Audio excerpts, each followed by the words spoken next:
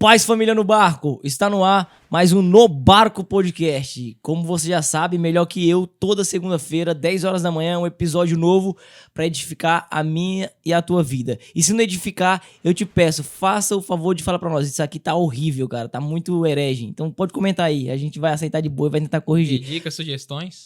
Mas se tiver bom, né, compartilha. Eu queria falar um negócio pra você. O YouTube não sabe que isso aqui edifica a vida das pessoas. Ele não tem essa consciência. Quando é que o YouTube vai perceber que isso aqui é bom pra vida das pessoas? A partir do momento que você dá o like.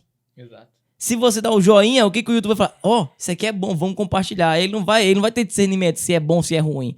Aí o funkeiro entra lá no vídeo do funk, chega junto, né? Pai, compartilha e a baixaria chega longe. Aí você é da igreja, vem aqui, assiste um negócio desse e dá de ombros no evangeliza. Que dá um dos maiores canais de funk, né? O maior canal de funk, o maior canal do Brasil é um canal de funk. Olha só. Agora, nós católicos, que na verdade deveria ser dono da parada toda, estão pastando pra fazer o conteúdo chegar longe, porque você não colabora. Estamos nem pedindo dinheiro pra você, é só pra se inscrever e curtir. Olha só, tá fácil, não dá não? Então compartilhe. Em nome de Jesus, tenho certeza que a conversa vai te edificar. E a vida de tantos que você compartilhar, tá bom? Queria cumprimentar aqui José Elto, toda a galera aí dos bastidores, no Barco Podcast, família Jacob, John Rissati e, sobretudo, também o nosso convidado de hoje. Você clicou no vídeo, você viu quem está aqui, né? Mas agora a gente vai cumprimentar ele aqui, saudá-lo com a paz do Senhor.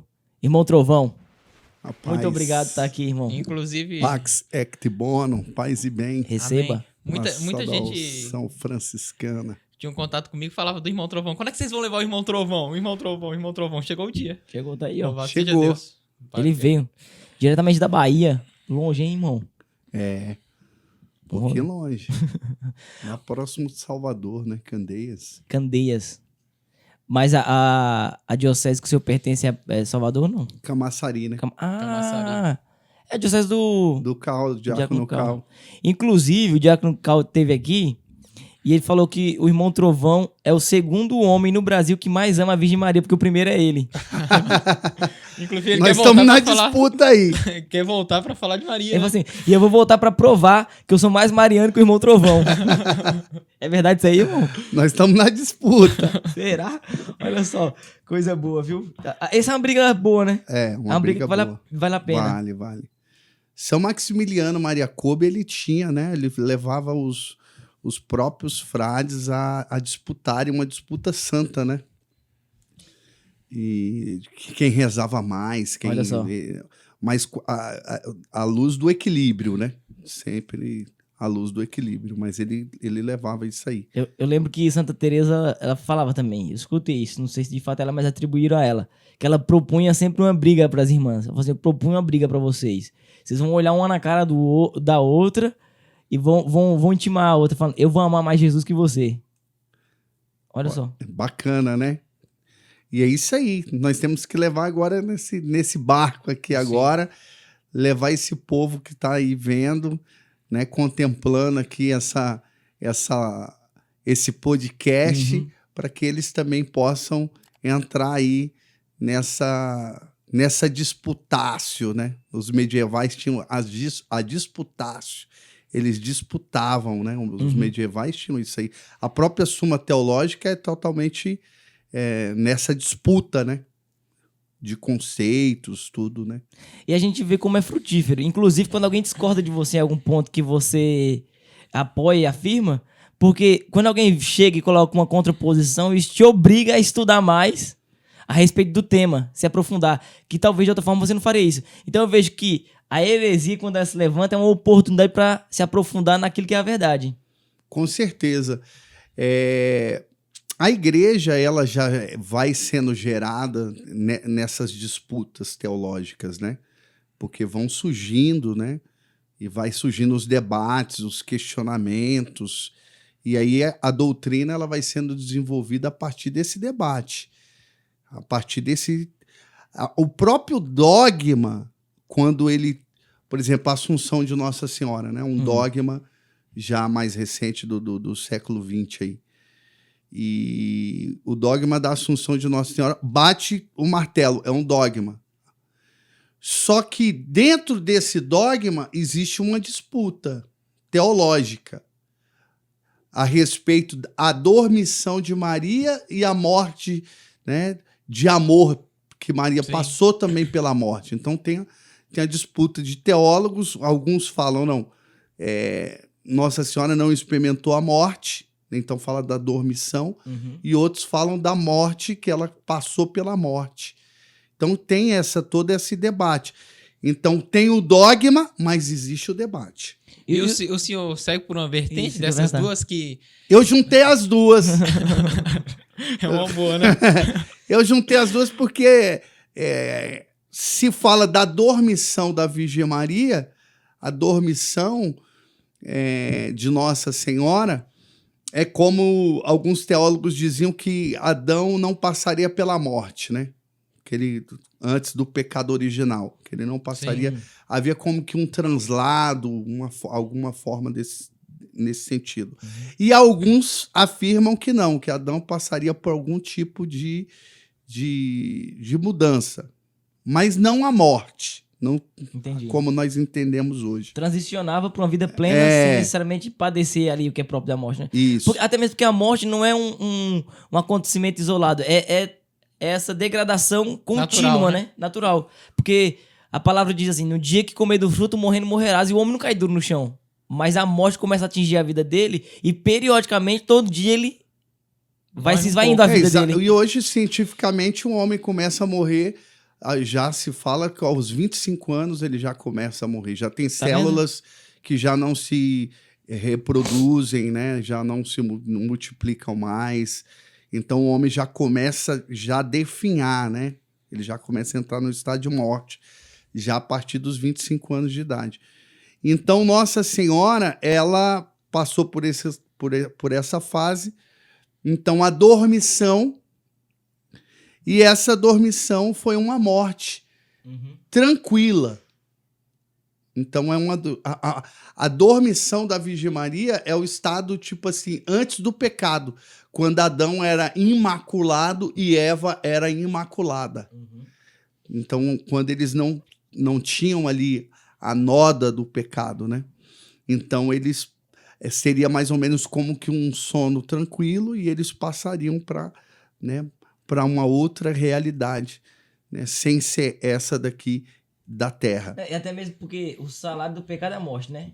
A paga pelo pecado é a morte. E se ela não pecou, seria contraditório também dizer que ela padeceu o que é próprio da morte, né?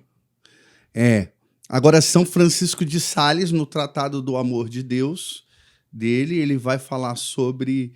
ele já vai defender a morte da Virgem Maria, né? No sentido, a morte de amor. Que assim como Jesus Cristo passou pela morte, não tendo pecado também, porque ele morre, porque ele não tem pecado, mas ele passa pela morte, né? Assumiu, né, o pecado sobre si e ele acaba passando pela morte, mesmo não tendo pecado. E a Virgem Maria, seguindo o exemplo de Cristo, ela também acaba seguindo também esse exemplo de Sales, no Tratado do Amor de Deus.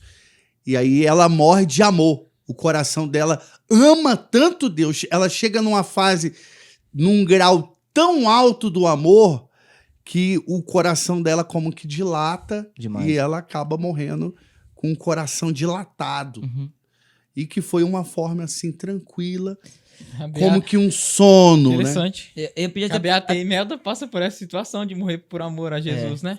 Então você vê que é um negócio que reverbera também em Santos. Ele falando a respeito da Virgem Maria, eu vi o Padre Paulo falando algo muito interessante, que ele falava que ela sentiu as dores do pecado, sem ter pecado. Doideira, mano. Porque ele fala assim, e não foi no Calvário que ela sentiu essas dores. Ele fala, porque ele sabia o que Jesus ia viver, e ela, de certo modo, com um sofrimento tão grande, ela estava com o filho dela sabendo que era a missão dele que ele estava cumprindo. Mas quando ela perde Jesus com uns 12 anos, ele fala que ela experimenta a dor do pecado, porque é uma pessoa que perde Jesus. Um sofrimento, e ela perde ali, ela sente aquela dor, sem ter pecado, ela sente um pouquinho do que é perder Jesus. Muito bom, hein, a reflexão. Daí ele fala assim, eu não sei se de fato é isso que acontece no sofrimento, mas isso é uma reflexão que gera a gente a refletir. Maria perde Jesus e ela sente a dor do pecado sem ter pecado. Ela sente a dor da humanidade, né? Sim. Agora, quando fala do dogma da Assunção, né? O senhor me corrija se eu estiver errado, mas, por exemplo, sempre se atenta ao fato dela morreu ou não morreu, experimentou ou não experimentou a morte. Mas o dogma da Assunção, pelo que percebo, ele vai além disso, porque quando a gente fala de Assunção da Santíssima Virgem Maria, fala também do seu corpo ressurreto glorificado no céu. Então, as pessoas que negam o dogma da Assunção falam só tem um corpo no céu hoje. É o de Cristo, né? De Jesus, ressuscitado glorioso. Mas não, o dogma também nos dá a verdade de que Maria também ressuscitou e está no céu junto com Cristo. Claro. Antecipando aquilo que todos os eleitos do Senhor vão viver, não é isso? Exatamente. Imagina só que já no Antigo Testamento, nós já temos, na tradição judaica, já exemplos de pessoas que foram transladadas. Um é o Enoque, lá em Gênesis capítulo 5, né? No versículo 25. E o outro é o profeta Elias, né? 2 Reis capítulo 2. Então, os dois, na tradição judaica, já se fala desse translado. Fala que Enoque, a vida dele foi de 366 dias. 366 anos, né? Uhum. Que ele viveu com Deus. E aí Enoque foi transladado. Então, isso não está específico dentro da Sagrada Escritura, mas se dá a entender pelo próprio texto, você já percebe isso. E já Elias, de uma forma muito clara, né? Esse arrebatamento do profeta Elias, né? Que isso foi um debate muito grande dentro dos padres da igreja. Como entender esse arrebatamento do profeta Elias, né? Ele foi arrebatado. Eu passei a minha vida toda estudando, tentando entender isso aí, compreender isso aí. Até porque a Sagrada Escritura fala que ele foi arrebatado de corpo. E como entender isso aí? Os padres da igreja falaram que ele foi para...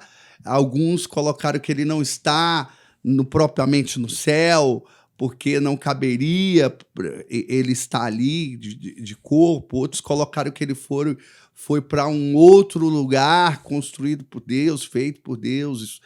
Outros dizem que ele está no paraíso do Éden, né, em algum lugar, misticamente, junto com Enoque lá. Então tem várias teses dessas aí. E essas teses não foram fechadas e batidas pela igreja. Elas estão aí. Os teólogos debatem sobre isso, falam sobre isso. Mas não dá para afirmar que é equivalente ao que viveu Nossa Senhora, não. Né? Ou a posição de Nossa Senhora é singular ainda. Né? E aí existem várias coisas, porque alguns dizem até que, por exemplo, o próprio, por exemplo, profeta Elias, que é uma coisa mais característica, que ele foi arrebatado, alguns afirmam que foi de corpo e alma, e outros dizem que ele foi arrebatado, mas não foi de corpo e alma. Que naquele momento que vem a carruagem de fogo, né, com os cavalos, que ele foi num turbilhão, que aí Santo Afonso de Ligório já usa essa passagem bíblica para afirmar a assunção de Nossa Senhora. Que demais. E ele vai falar que ali já é os anjos, que ali é uma forma já apocalíptica, já um estilo apocalíptico de se descrever, né? Na forma simbólica.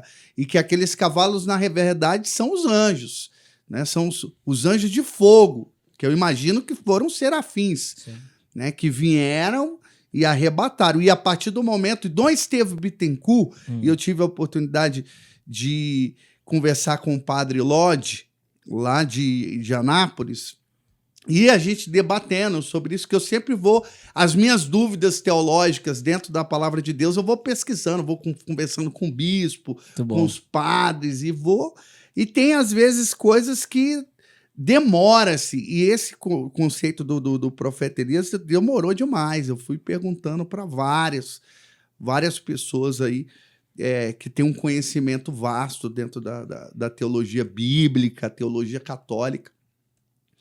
E aí Dom Estevão Bittencourt, que foi também um grande teólogo no Brasil, né? No Rio de Janeiro, ele ele falava que, na verdade, ali foi quando os anjos vieram pegar, arrebatar o profeta Elias, o corpo dele evaporou no momento porque não aguentou a glória. Meu Deus do céu. Então, o contato com o mundo angélico foi tão forte que a matéria, ela entrou e ela não aguentou, né? E aí, Dom Estevão Bittencourt, ele levanta essa tese teológica, assim, fabulosa, maravilhosa. Então, a teologia, ela tem essa coisa toda de você tentar compreender. Por isso que a Bíblia, ela parece ser uma coisa muito simples a primeiro momento, só que ela é muito profunda. Santo Agostinho já falava isso no livro das Confissões, né? Ele vai falar que a Bíblia, no primeiro momento, porque Santo Agostinho ignorava a Bíblia, principalmente o Antigo Testamento, né? Porque ele foi 9 anos do maniqueísmo e ele tinha dificuldade, principalmente por causa que entendia o Antigo Testamento como sendo tipo um Deus do mal. Entendi. E o Novo Testamento seria como se fosse o Deus do bem. Então ele entendia dessa forma. Então, tinha dificuldade de entender a linguagem bíblica do Antigo Testamento. Então, aí ele fala que, a princípio, a priori, a pessoa, quando ela entra no mundo da Bíblia, ele, às vezes, acha história da carochinha, uma coisa meio mitológica, uma coisa assim, mas, na verdade, é porque ali está escondido coisas muito mais profundas. E você está só no superficial e por você ignorar as coisas espirituais e o mistério da palavra de Deus, às vezes você não consegue ir a fundo. Santo Agostinho já falava isso no livro das Confissões. O senhor falando a respeito do arrebatamento, né? Até me vinha muito aquela passagem da transfiguração de Jesus. Porque é algo que eu sempre me perguntei, né? Falei assim, na transfiguração ali, Jesus está demonstrando que vai vir. Mais à frente ali, o corpo glorioso, e dá a graça de mostrar os 3 discípulos. E tem a figura de Elias ali também presente, né? Elias e Moisés, né? Elias e Moisés. E eu falava, será que isso não é uma demonstração do que já aconteceu com os dois? Mas eu pensava assim também não faz sentido, porque Jesus ainda não ressuscitou, só está mostrando que vai vir por vir o corpo glorioso. Mas por que ele mostra os 2? Será que não é para demonstrar que já tem 2 corpos lá? Depois eu fui descobrir que a igreja só atesta o corpo de Nossa Senhora e o de Jesus, né? Daí que volta essa questão mesmo. Onde é que tá o corpo de Elias? É que Deus também tá para além do tempo, né? Além do tempo, mas... A gente tá pensando na lógica humana cronológica. Porque ontem, hoje e amanhã. Pra Deus não tem, só. Não tem isso. Pedro, João e Tiago poder ver Elias ali. E Moisés. Eu fiz até agora, recentemente, uma live falando sobre o profeta Elias e o anticristo. Porque tem dentro da teologia, já se tinha na época de Jesus, do primeiro século, essa vinda de Elias, né? Na tradição judaica, quando se faz a Páscoa, a família deixa uma cadeira vaga e que na tradição judaica é a espera do profeta Elias, que pode chegar a qualquer momento. Olha só, não sabia disso não. Então na tradição judaica tem isso aí. Então, sempre os judeus tinham já essa expectativa da vinda de Jesus, da vinda, aliás, do profeta Elias. E aí, quando Jesus Cristo pergunta, indaga os apóstolos, lá em Mateus 16, né? Quem dizeis que eu sou? Quem dizeis que é o Filho do Homem? Uns dizem que é Elias. Isso. Outros Verdade. que João Batista, outros Jeremias ou alguns dos profetas. Porque já se tinha essa ideia do profeta Elias, dessa vinda de Elias, né? Tanto é que vai se perguntar quando o profeta Elias vai vir, como é que vai ser. E Jesus Cristo vai dar uma interpretação sobre isso. Ele já veio. É João Batista. Então veio o espírito de Elias, né? Demais. O Espírito Santo que habitou no profeta Elias veio sobre João Batista, porque se tinha a ideia de que quando o Messias viria sobre a terra, na tradição judaica, então viria também o profeta Elias, como que preparando todo este momento, toda essa realidade. Perfeito. Então perfeito. veio de fato, né? Veio no maior de todos os profetas. Exatamente. E aí tem também essa tese dos finais dos tempos, que Elias virá também antes do período do anticristo para combater o anticristo. E aí tem uma tese que é, na verdade, algumas teses que dizem que é Moisés e Elias, outros dizem que é Elias e Enoque. Essas teses foram levantadas pelos padres da igreja. Eles defendiam isso baseado no livro do Apocalipse, no capítulo 11, no versículo 3, onde fala das 2 oliveiras e dos 2 candelabros. Que da hora. Então, aí, quem é essas 2 oliveiras e quem é esses 2 candelabros, né? Essas 2 oliveiras, aí alguns tertulianos falavam que... Porque já havia essa interpretação no primeiro século. Já no livro de Enoque, no Apócrifo, já fala sobre isso, né? Que seria Enoque e Elias. E aí Tertuliano já pega essa tradição também e traz para dentro do cristianismo. Aí outros depois... né, começaram a fazer outras interpretações, até atuais. Colocaram que, na verdade, essas 2 oliveiras é Pedro e Paulo. Olha só. Né, trazendo as 2 colunas da igreja, né, uma interpretação mais do período que eles viveram ali. Outros diziam não, que São Beda, por exemplo, dizia que era o Antigo e o Novo Testamento. Aí já São Jerônimo, Santo Ambrósio, São Gregório Magno já dizia que era o profeta Elias e Moisés. Então houve todo um debate em cima desse versículo aí do livro do Apocalipse. Então hoje a gente tem uma compreensão melhor do livro do Apocalipse, mas o livro do Apocalipse ele foi sempre meio espinhoso entrar nele e ele teve dificuldade de entrar no cânon bíblico, né? Até por não entender a linguagem, o estilo judaico. Hoje cresceu, esses últimos 15 anos, cresceu muito o estudo da apocalíptica, né? Até para compreender os apócrifos apocalípticos, para entender melhor essa linguagem, esse gênero literário, né? Inclusive, uma vez a gente fez uma série que falava dos 12 apóstolos do Cordeiro. E quando a gente foi estudar para falar do apóstolo João, a gente achou um relato, não sei se foi no livro... Como é o nome daquele livro que tem um santo todo dia? Que o Anderson Luz Perpétua, alguma coisa assim? Acho que é na Luz Perpétua. Na Luz Perpétua. Aí quando vai falar de São João Apóstolo, dizem que o nível de pureza que João alcançou na carne, um homem casto, fez com que Deus revelasse para ele coisas que nem os anjos viram. Aí você pega a complexidade e a briga teológica que tá por trás do livro do Apocalipse, você fala, o que esse homem viu? Jesus amado. É muito profundo. Que doideira, né? A ponto de ser chamado o apóstolo amado, né? O discípulo amado de Jesus. Todo mundo morreu martirizado, tentaram matar o cara, não conseguiram, jogaram ele numa ilha e Deus preparando ele para ter essa visão e jogar para a igreja. Aí agora com vocês, se viram para interpretar. Jogaram ele num tanque de óleo fervendo, né? Então, falam que João ele é tipo aquele filme, né? Duro de Matar. Aquele São João é mais ou menos isso aí. E é o Boanerges, né? O filho do trovão. Então tem toda uma coisa muito profunda. A linguagem joanina é muito forte, né? O evangelho joanino ele é muito escatológico forte. Tudo, né, dele, né? Ele é muito profundo. A teologia dele é uma teologia refinada. Tanto é que Orígenes, falando sobre o evangelho de João, ele diz assim, que os outros 3 evangelhos... O evangelho de João é como se fosse o evangelho mais espiritual. Então ele tem é um evangelho mais espiritual, é um evangelho mais apologético. Ele vem numa linguagem mais elevada, né? Até porque ele vai para o peito de Jesus, né? Então ele mergulha direto na fonte. E né? Certamente não foi só o batimento que ele ouviu, né?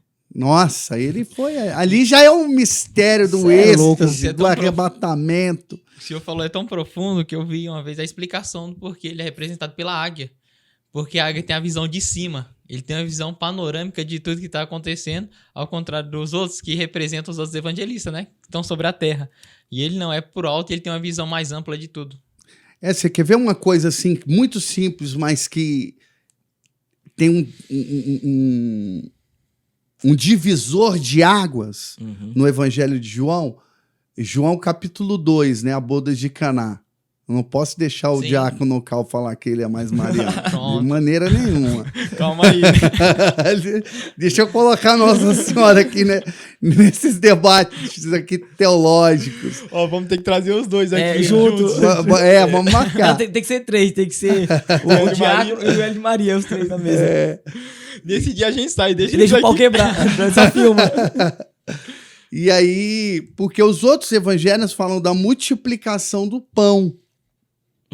E o pão é um elemento eucarístico, né?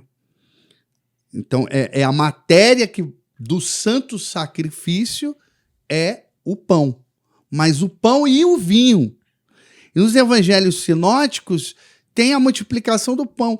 Então, João, tendo uma visão mais teológica e vendo, porque foi histórico também, a boda de Caná da Galileia, então ele traz esse acontecimento e aí completa de uma maneira assim muito mais forte e impactante, porque é a multiplicação do vinho, não só a multiplicação dos pães, mas do vinho. Então o mistério eucarístico que no Evangelho de João é gigantesco, né? João capítulo 6 ali, versículo 55, a minha carne é verdadeiramente uma comida, o meu sangue é verdadeiramente uma bebida.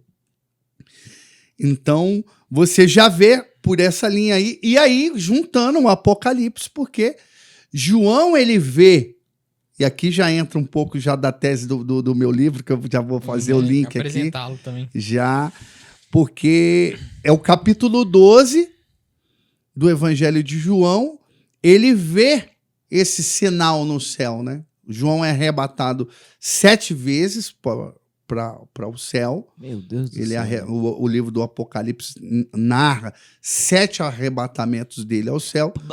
Nas cartas de Paulo narra né? Arrebatamento dele ao terceiro céu e já fica birutão. Né? É. Imagina. O que esse homem viu? Meu Deus do céu, velho. E aí Deus mostra grandes coisas profundas e ele traz esse mistério, né? Numa linguagem para o homem compreender, simbólica, né? E aí ele vê já o mistério de Nossa Senhora, porque ele vê essa mulher, uma mulher revestida de sol. Ele já vê a Assunção de Nossa Senhora, ele é o primeiro de ver. Ele é a águia e ele vê a águia, né? Porque Nossa Senhora, no livro do Apocalipse, ela recebe 2 asas e voa ao céu. Ela voa para o deserto, né? Dentro da Bíblia, o que é o deserto dentro do conceito bíblico? É o lugar do encontro com Deus. Oséias, capítulo 2, versículo 16. Te conduzirei ao deserto e falarei ao coração. O deserto é a experiência com Deus, profunda. É onde você vai encontrar Deus, é no deserto. E aí ela é levada por essas asas de águia e é assunta ao céu, né? Santo Afonso, no Glória de Maria, fala também sobre essas asas de águia que Nossa Senhora recebe, que é uma linguagem para falar da Assunção de Nossa Senhora. E São João, ele contempla, ela já tinha sido transladada, a Virgem Maria, ela vive, ela tem mais ou menos uns 45 a 47 anos quando Jesus Cristo morre, e quando ela é assunta, ela tem por volta de 74, 76 anos, quando ela é assunta ao céu de corpo e alma, né? Na dormição e morte, os dois juntos, né? Então ela é levada para o céu. E aí ele vê ela coroada. Ele vê ela coroada, 12 estrelas, revestida do sol, a lua debaixo dos seus pés, e ele consegue ver todo esse mistério. E aí, o detalhe maior é porque São João, ele tem essa visão, mas essa visão, ele vê que não aconteceu na terra. A palavra diz que foi no céu. E aí está ligada à queda dos anjos. Porque é interessante. Porque quando ele vai narrando no capítulo 12, né? Aí ele vai narrando, aí aparece o quê? Quando narra a mulher revestida do sol? O dragão. O dragão. Furioso. O dragão furioso, né? E a partir dessa visão, o dragão com sua cauda, ele derruba uma terça parte das estrelas no céu que representa os anjos. Uhum. Então, é a partir dessa visão. Então, aí está a tese que a queda dos anjos foi porque o próprio Deus colocou no projeto dele Nossa Senhora, a encarnação do Verbo, e Lúcifer não aceitou. Porque Lúcifer, ele queria que fosse ele, né? Ele queria, assim, trocando em miúdo, ele queria o lugar que Nossa Senhora ocupa pra ele. Isso. Ele não queria ser mais do que Deus, Uhum. mas ele queria ser, depois de Deus, seria ele. Uhum. Porque ele era o primeiro, ele não queria perder aquele posto. Uma vez eu ali. escutei o padre Douglas Pinheiro falando o seguinte, ele falou assim, ó, se Satanás pudesse odiar com o coração, só pra gente entender a nossa linguagem, né? Ele não odiaria a Deus com toda a força do seu coração. Porque ele sabe que contra Deus ele não pode nada, mas se tem alguém que ele odeia, é a Santíssima Virgem Maria, justamente por esse motivo. Eu acho tão interessante que às vezes vem, principalmente os irmãos protestantes, vêm trazer a imagem da mulher como a igreja. E tão providente na aparição de Nossa Senhora de Guadalupe, ela se apresenta exatamente como João descreve, revestida de sol, tem o sol, a lua debaixo dos pés e as 12 estrelas na cabeça. O próprio também Guadalupe, né? É essa forma também. Sim. Guadalupe é dessa forma que aparece a Juan Diego, né? Muito. Fátima, né? Ela tá ligada ao sol, o milagre do sol, né? Tudo tá ligado. Então, Nossa Senhora está profundamente ligada a essa realidade. O sol é o próprio Cristo. Dentro da teologia bíblica, o sol é o próprio Cristo, né? O sol da manhã. Uhum. Então, é o próprio Deus.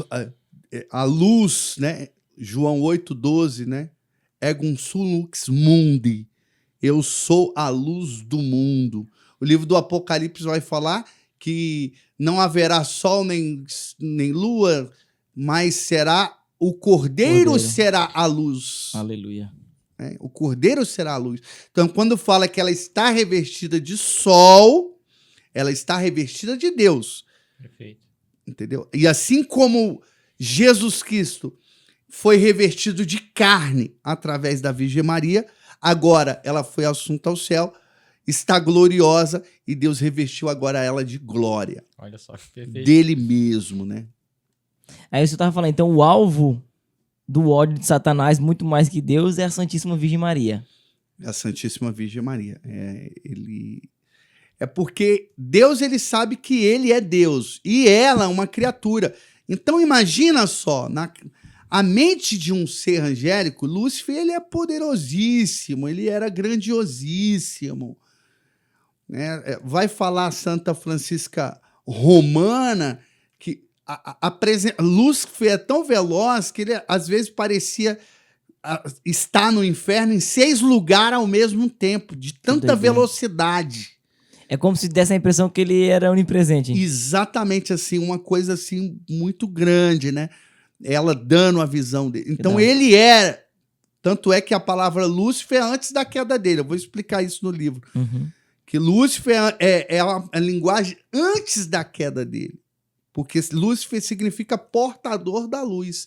Aquele que portava a luz, aquele que iluminava os anjos. Ele mergulhava profundamente em Deus, nos mistérios, ia no mais profundo para compreender os mistérios, e vinha e trazia para os anjos e iluminava.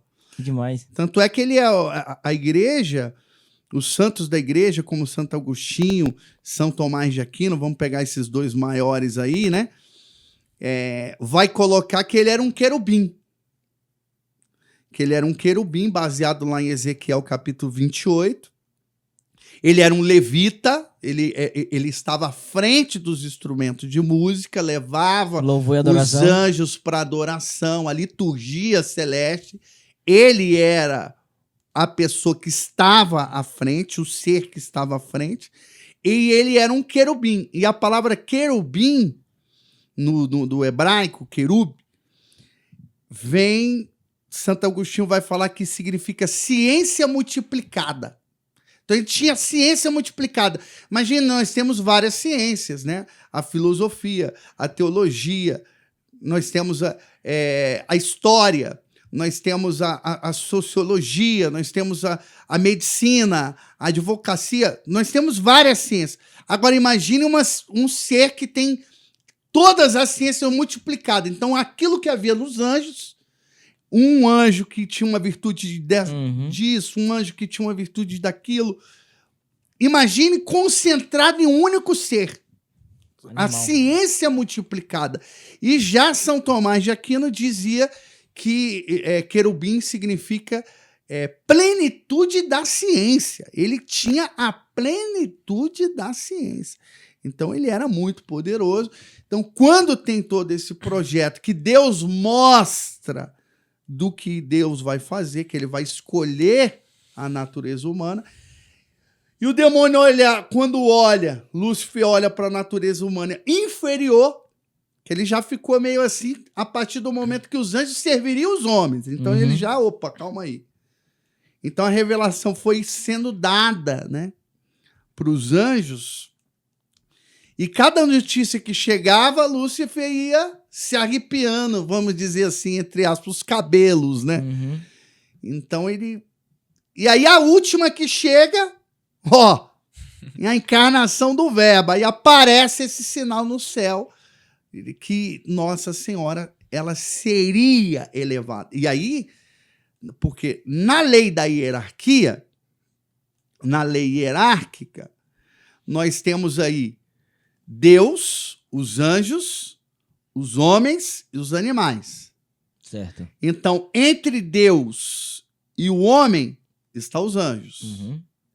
Entre os anjos e os animais está o homem. Okay. A lei hierárquica, né? São Francisco de Sales vai falar sobre isso. E aí, Lúcifer, nessa lei hierárquica, de repente, Deus pega o menor, vamos colocar o Davi ali, para vencer o Golias. Ou pega o menor para elevar. E Deus elevou o menor. Elevou a criatura humana. É o cântico do Magnífica, né? Acima dos anjos. Destronou os poderosos. Exaltou os humildes. Aí, Lúcifer... Tanto é que o Francisco Bamonte, né?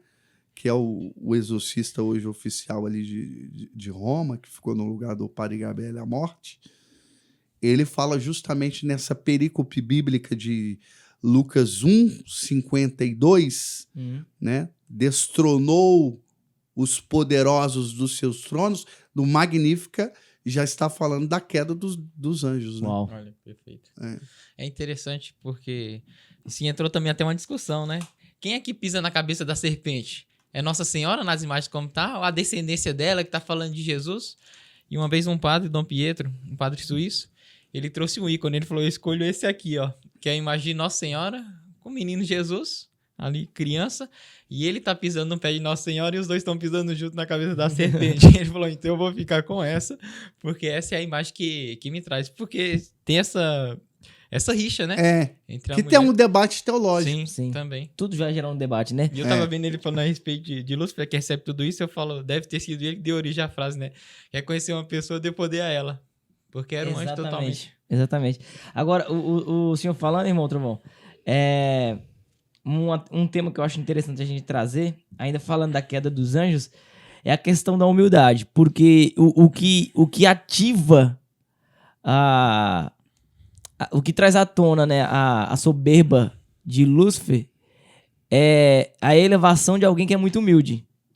E ele não suporta a pressão, né, de se ver menor daquele que ele olha como inferior a ele.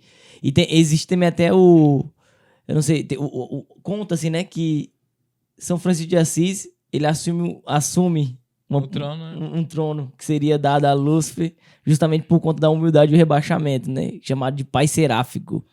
Porque isso aí, os teólogos vão dizer assim, que com a queda dos anjos, os tronos ficaram vazios. Os tronos, ou seja, aqueles lugares específicos que Deus criou. E que os anjos estariam em função. E que uma linguagem simbólica representada pelos tronos. E esses tronos ficaram vazios. E esses tronos, eles vão ser ocupados pelos santos. E aí, São Francisco de Assis já tem essa... Na verdade, é um discípulo dele, já tem essa visão, né? E tem essa visão de vários tronos, e havia um trono maior, e que esse trono estava vazio. E São Francisco ocupava esse trono maior, que seria... Alguns colocavam que de Lúcifer, e que ele ocupou. E aí vem a tradição, né, de São Francisco ser chamado pai seráfico, porque aí já ocupou já o lugar já das altas hierarquias dos anjos, né? Porque São Francisco de Sales já fala que Lúcifer seria um serafim. Né? Já coloca lá no Tratado do Amor de Deus, ele já coloca Lúcifer como um serafim, que provavelmente ele seria um serafim. São Tomás e Santo Agostinho vai para a linha mais do querubim, porque ele detinha mais a ciência do conhecimento, né? O querubim, o serafim era tipo assim, como se fosse um eremita, mergulhado a todo momento em Deus, né? Tanto é que você só ouve falar de um serafim na Sagrada Escritura uma única vez. Querubim aparece 80 vezes dentro da Sagrada Escritura, mas serafim só uma única vez, e o único profeta que contemplou o serafim foi o profeta Isaías, né? Isaías capítulo 6 ali. Então, para você ter uma ideia que serafim é uma coisa mais rara. E aí, São Francisco de Assis, ele é chamado dessa forma, né? Ele é o seráfico. Depois São Boaventura vai falar, escrevendo sobre as 6 asas dos serafins. Todavia, a gente falando disso, o que ressalta? O motivo da queda dos anjos e a necessidade de se reconhecer pequeno por parte do homem. Então, a virtude da humildade, ela vem com uma primazia dentre todas as outras virtudes, né? A importância de se conhecer pequeno. Por quê? A Virgem Maria, ela é exaltada justamente por conta da sua pequenez. Por quê? Imagine, um ser humano que tem a graça de receber o Filho de Deus no seu ventre, né? Nutrir ele. Se fosse para levar na lógica humana, ela tinha moral para bater no peito e falar, ninguém é maior que eu. Todavia se rebaixa como a serva do Senhor. Então, eu acho assim, se a gente for falar de virtude, o que está acima de todas as outras virtudes é justamente a virtude de se reconhecer o nada que somos diante da grandeza do Deus Todo-Poderoso. Que justamente por conta disso, por não reconhecer isso, Lúcifer cai, imagino eu, e o irmão fala com mais maestria que nós no livro. E é interessante você falando que não aparece com tanta frequência ali o serafim nas Sagradas Escrituras, e São Francisco ele tem a visão do serafim quando ele recebe as estigmas, né? Ele tem a visão do anjo de 6 asas que vem ao encontro dele, e é na hora que ele recebe. Então é interessante a ligação que tem com... Ele é o primeiro estigmatizado, né? Perfeito. São Francisco de Assis, ele é o primeiro estigmatizado na história da igreja. Fala que Paulo também tinha os estigmas, mas era interno, né? As pessoas não viam. Como Santa Catarina de Sena também tinha, que era interno, as pessoas não viam, né? Não chegavam a ver. Mas São Francisco de Assis, ele é o primeiro a receber os estigmas, né?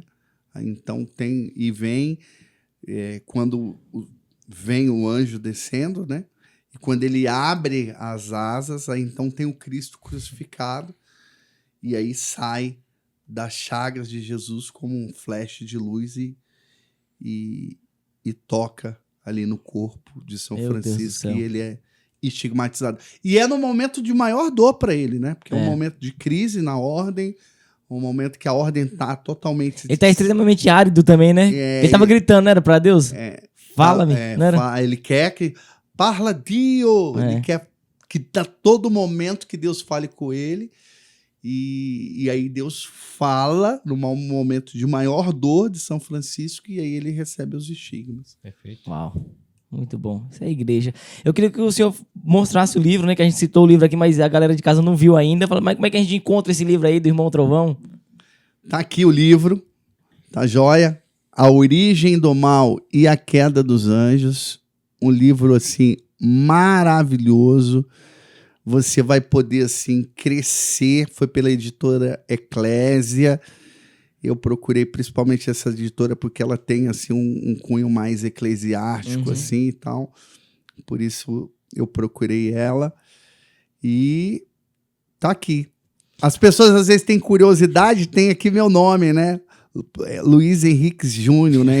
Irmão Trovão, meu nome civil, porque às vezes as pessoas vão fazer trabalhos acadêmicos, então geralmente tem a importância do nome, né? Então eu coloquei assim, visando já mais isso, tá? Então você que quer aprofundar mais sobre essa temática, tá aqui um bom livro para você procurar e saber mais sobre essa história aí. A gente até encontra ali falando dos Santos Anjos, né? A gente recebeu, inclusive, semana passada aqui o padre Fidelis, ele falava sobre os Santos Anjos, mas não acha com tanta facilidade algo que fala a respeito dos anjos caídos. Da queda, né? Não tem... inclusive, fui desencorajado dentro da universidade, até porque esse tema não está muito na moda, né? Dentro das universidades. Esse tema não é muito... relevante hoje, né? Você às vezes é convidado a fazer sobre outras coisas. Mas era um tema que eu sempre gostei de estudar. Eu sempre gostei de estudar demonologia, sempre que gostei de estudar a questão do mundo angélico, até porque eu tive uma experiência também com o mundo angélico, né? Antes da minha conversão.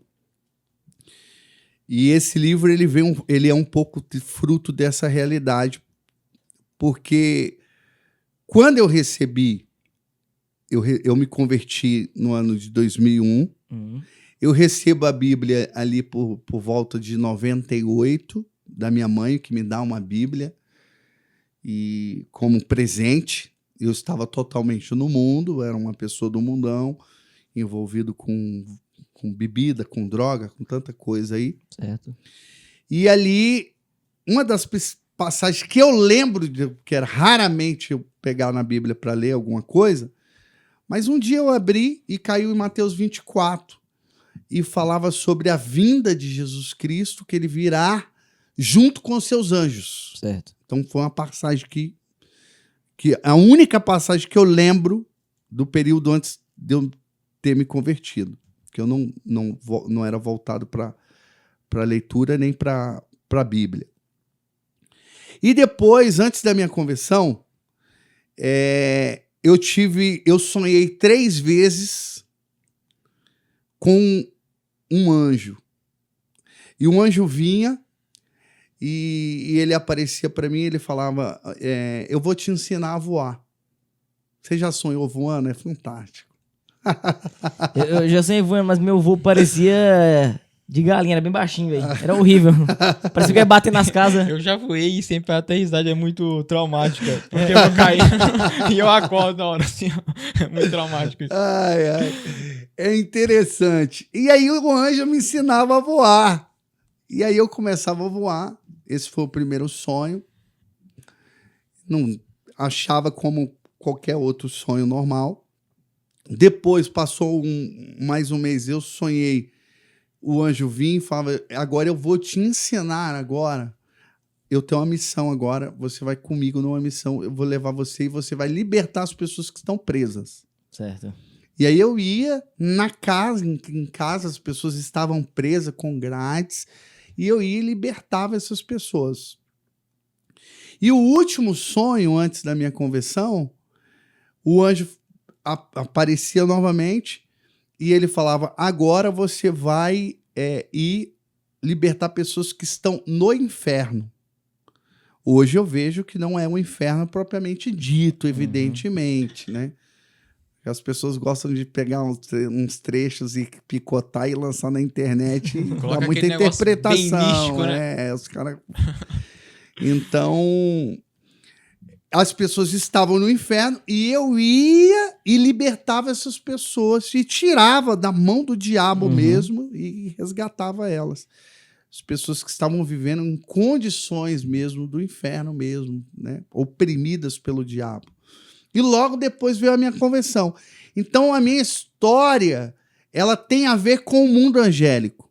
Eu recebi também, antes, agora eu estou lembrando, da minha conversão, na minha cidade tinha um apostolado que havia um pessoal que escrevia carta e falava, vinham as cartas assim, e elas colocavam, eu sou o anjo Rafael, eu sou o anjo Gabriel.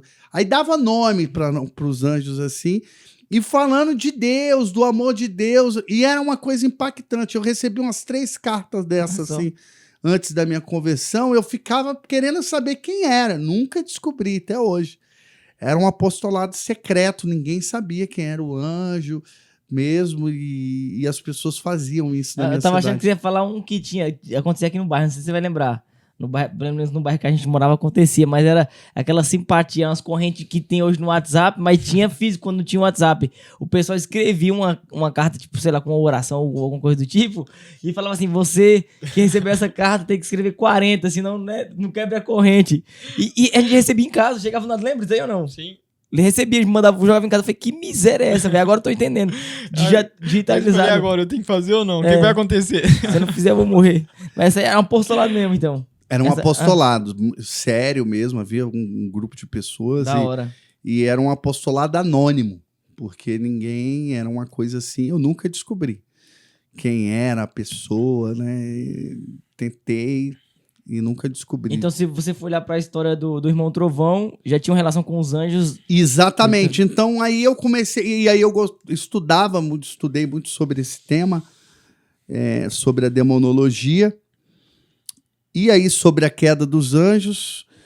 E aí, quando eu fui fazer isso na faculdade, os professores falaram, se sai disso aí, você não vai dar conta de fazer esse trabalho. Por quê? Porque não tem biografias. No Brasil, não tem. Esse foi o primeiro livro no Brasil falando sobre esse tema. Você vê um Padre Gabriel Amorth citando sobre isso aí, algumas coisas, né? Fala que Lúcifer, por exemplo, eu até cito isso no meu livro, que ele tinha 12 asas, né? Porque as asas representam as hierarquias, né?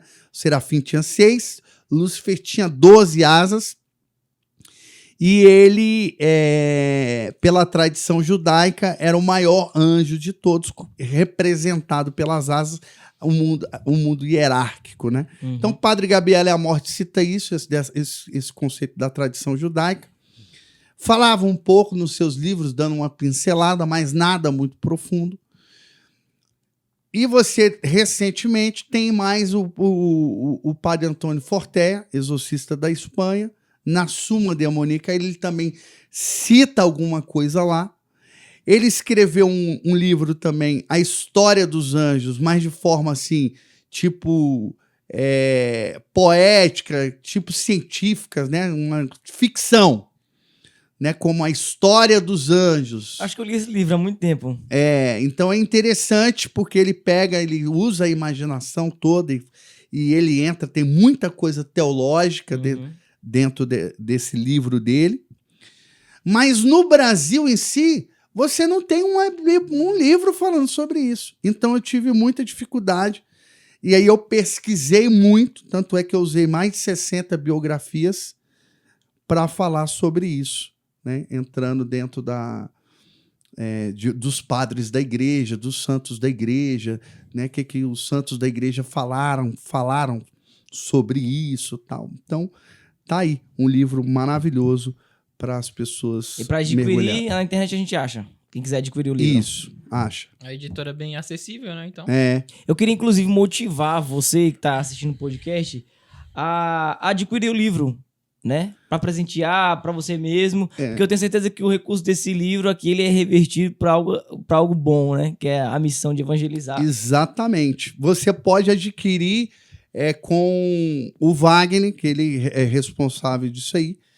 Você pode entrar em contato com ele, o DDD 719-8700-9052. Tá Então, passando na tela aí. A edição fez isso, certamente. Eles são ligeiros, rápido, né? Rápido no gatilho.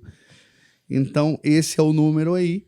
E você pode estar entrando em contato e tá pedindo o seu livro e vai estar ajudando a gente também na nossa missão, né? Muito bom. Certamente.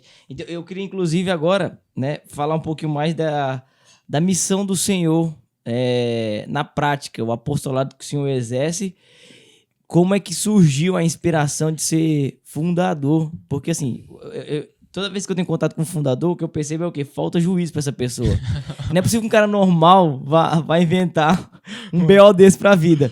É porque imagino que não seja fácil, né, irmão? Não é fácil, a missão do fundador é uma missão muito difícil, né? É um outro Cristo que sobe para o Calvário mesmo, né? Uma alma forjada no Calvário pelo sofrimento, né? E na verdade, isso surge a partir... Eu me lanço como missionário, 2001 eu me converto, fico com os meus pais 1 ano e meio, e depois eu vou e me torno missionário. E vou, inclusive, o Juninho, que teve aqui, né, da missão ID. Então, eu vou para... Na época era uma comunidade. Eu vou para a comunidade ID e vou me tornar missionário, junto com o Cal Tedesco, né? Passou por aqui também. Que passou aqui também. E aí, eu vou para Jundiaí, Várzea Paulista ali, e fico 2 anos. Aí depois eu passo por outra experiência, vou para Toca, faço uma experiência que eu tenho um desejo de uma vida religiosa, viver como religioso. Tá tentando se encontrar ali, na vontade de Deus. Isso. Chegou um momento que eu só um entrei muito parênteses. em crise. É interessante ver o fruto do sim do Juninho, né? Hoje, Sim, porque assim, sem é dúvida. válido honrar aqueles que com foram, certeza. não é? Você Eu tem tenho uma gratidão enorme, É né? animal, cara, é animal. Porque na época mesmo da comunidade ID ali, que há aquela explosão, você não tinha nessa época referência missionária. Olha Você não só. tem. A referência missionária que você tem é Canção Nova, e quando você fala de missão assim que está mais em evidência, é o padre Jonas Abib, é o padre Roberto Letielli, é o padre José Augusto, o padre Léo. É isso aí.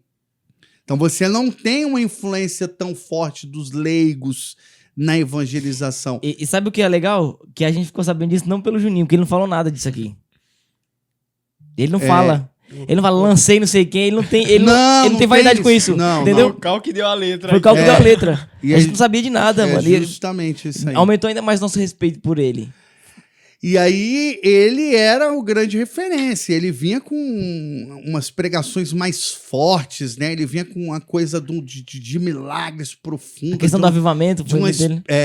De umas experiências assim sobrenaturais, de umas coisas impactantes. Eu falei, meu Deus, então eu fui impactado pelo ministério dele, né? E aí me lancei dentro da obra. Só que lá não tinha essa realidade da vida religiosa. Eu vivia mais como celibato ali, mas eu queria algo a mais. E aí foi quando eu fui fazer uma experiência na Toca.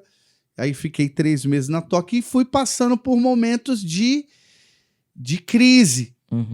Depois eu fui para uma montanha para fazer um discernimento. Boa. Eu quero ver essa história da montanha, sabe por quê? Eu tava falando com o irmão aqui, em off, inclusive. Porque assim, a gente vai tendo contato com as pessoas, vai chegando nas histórias. Chegam umas até que é meio exagerada do irmão, né? Só que assim, a história das montanhas eu já ouvi mais de uma vez, né? Que o senhor tinha o costume de subir pro monte pra orar. Uma prática que por vezes a gente não vê com tanta facilidade no meio católico. Mas que nos santos antigos tinha muito. É. Quando Demais. a gente pega que eles pegavam e se retiravam mesmo do mundo. Não, O próprio São Francisco, exato. os estigmas é na Uma montanha. experiência montanha. dessa, né? Eu lembro que o Anderson falando que vocês subiram, ficaram um determinado tempo, uma vez num monte, eu não sei quanto tempo, mas saíram evangelizando, acho que encontraram um pessoal no metrô, não sei como é que foi, tem umas Isso. paradas assim. Foi esse período que eu tava na montanha, que eu fiquei 3 meses na montanha. 3 meses. cara. E o Anderson foi lá, ficou sabendo, a gente era muito próximo, né? Porque ele também vem dessa levada também andava lá pro meio Com os loucos do pessoal da ID. E aí ele ficou sabendo que eu tava na montanha e entrou em contato e queria ficar também um período lá. E aí ele ficou também, né? Mas peraí, existia um Uns lugar dias, específico? eu não sei se foi uma semana, se foi 9 dias. Ele falou que teve uns dias lá. Mas existia um lugar específico ou não? Tinha um monte lá, você falou, vou subir. Pode entrar no Não meio tinha, do mato. tinha uma estrutura, Era alguma pro coisa? lado do Campo Limpo, né? Era uma montanha assim, não muito alta, né? Um monte assim, não tão alto. Aham. e no meio do mato mesmo. Acampou assim. lá. Aí eu acampei, levei uma barraca de campo e fiquei lá nessa barraca de campo, levei uns livros e ficava lá. E aí eu participava da missa que tinha na cidade, na quarta-feira, no sábado e no domingo. Né? Não tinha missa diária. Aí era o momento que eu descia da montanha e participava da missa. E aí eu voltava e aí ficava lá e jejuando lá também todo esse Jejum, período. oração, e era sozinho. Sozinho. Aí teve a Silêncio. presença do Anderson.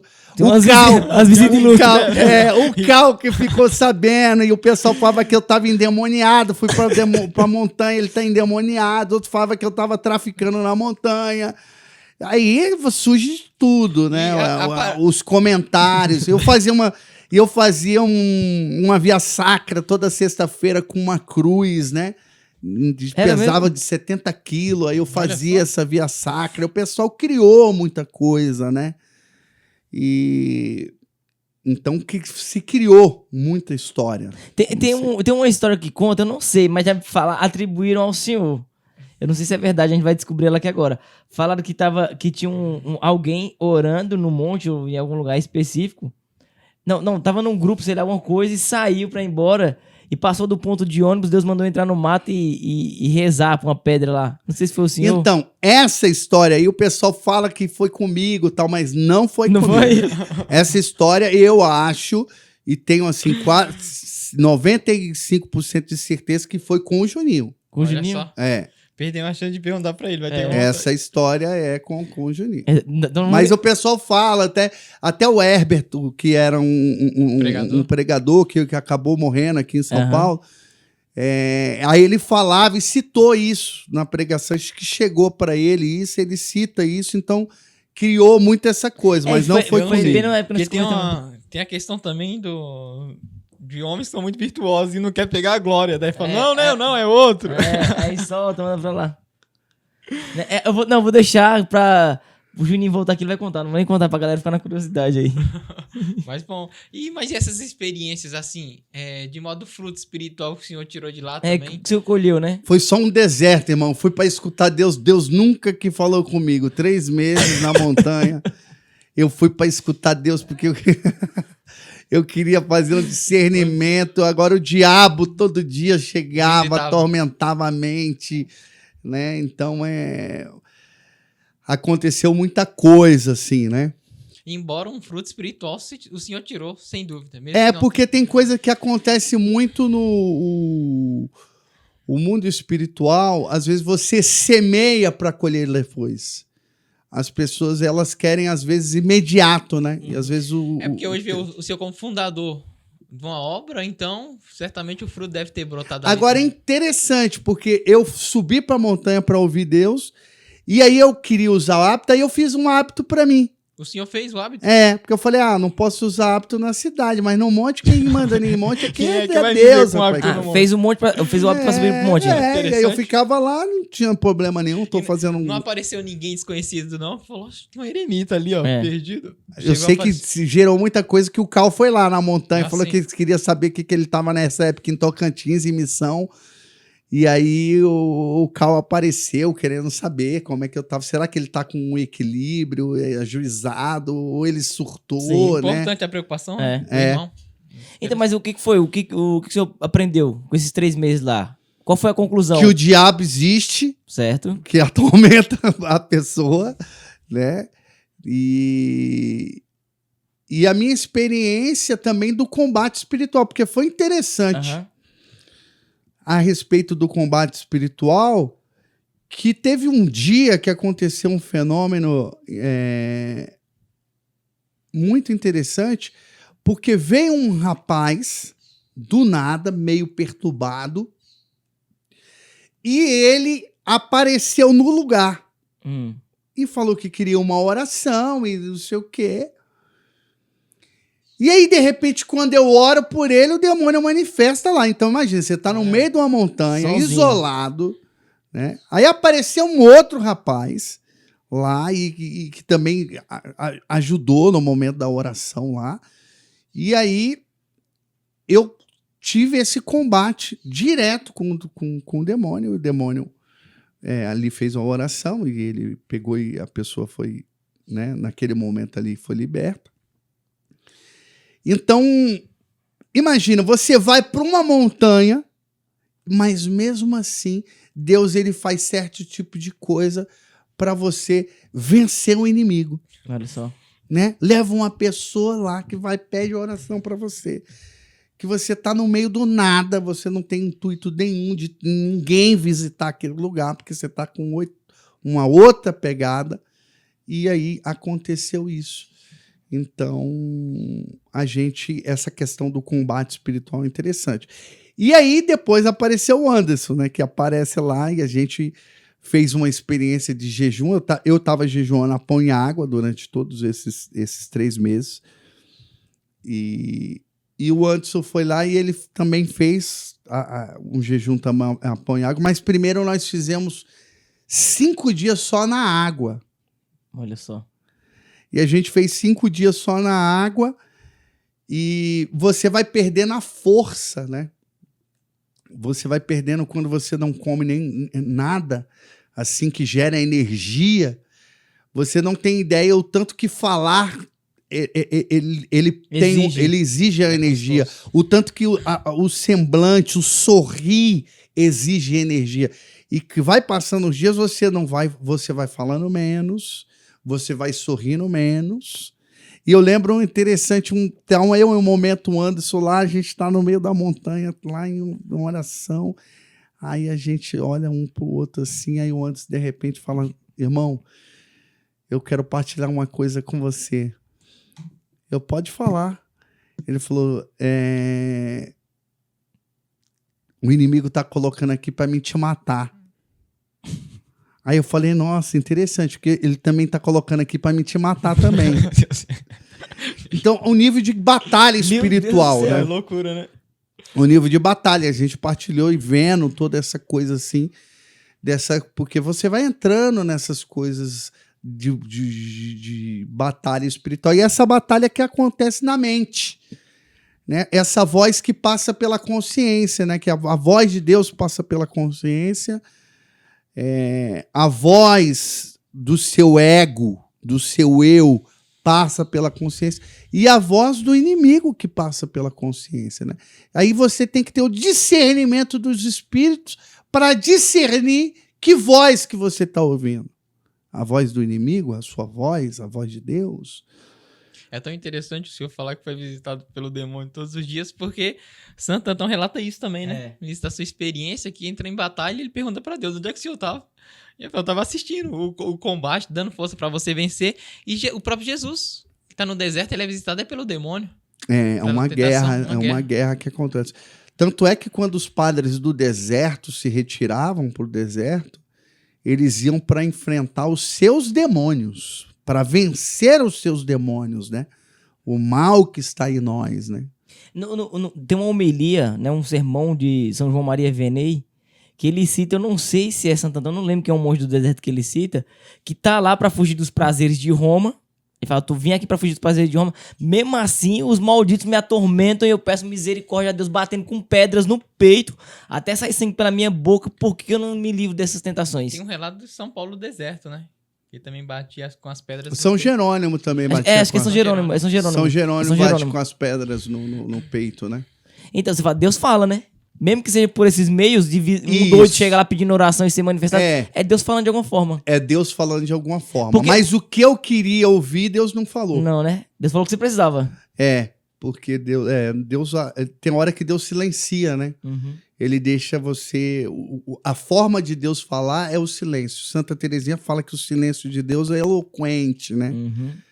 Então, o silêncio de Deus, ele é eloquente. Ele fala muito. E foi a forma que Deus falou, no silêncio. E aí, depois de lá, eu saio. E aí, vou fazer essa experiência na toca. Aí, passo 3 meses na toca. E aí depois eu volto e aí vejo que não me identifico, mas aprendi muito com a toca, né? A adoração, a liturgia, foi muito bom. Aí depois eu inicio a comunidade em Jundiaí, Várzea Paulista. Na verdade, Várzea Paulista. E aí desci só que 5 meses, vem muita tribulação, eu já quero a vida religiosa, já coloco um hábito, já vou para... E vem a perseguição, vem a prova. E aí eu falei, acho que é melhor eu ir para uma coisa que já está organizada, que já está pronta. Eu acho que fundador não é para mim. E aí eu pego uma frase, né, até de um filme que é de Troia, né? Tem uma hora que Aquiles pega e fala, um companheiro lá de Aquiles pega e fala, é necessário servir para liderar. Às vezes é necessário servir para liderar. E eu peguei essa frase para mim, eu falei, é necessário servir para liderar. Aí eu deixo a questão da fundação e vou para a Fraternidade do Caminho. Ah, então começou, eu vou parou... fugindo do meu chamado. Entendi. Eu vou fugindo. Deus me chama, mas eu fujo. E aí eu passo 3 anos e meio fugindo desse chamado que Deus tem para mim. Então eu não quero aceitar ele. Só que tudo que vai envolvendo, pessoas falam para mim, pessoas vêm falar, pessoas comunicavam. Só que eu não queria ouvir, eu não queria saber disso. E aí foi todo um processo, né? Acho que como Moisés também foge do chamado, né? O chamado dele, ele tem um chamado aos 40 anos, ele entende errado o chamado dele, ele começa matando um egípcio, ele foge para o deserto de Madian, ele passa 40 anos fugindo do chamado dele. Quando Deus se manifesta na sarça, ele tem 80 anos. Então, 40 anos fugindo do chamado. E quantas pessoas fogem do chamado, né? Quantas pessoas fogem. E eu fui uma dessas pessoas, como o profeta Jonas. Deus falou, vai para Nínive. Aí, eu vou para Tarsis. Vou para Tarsis.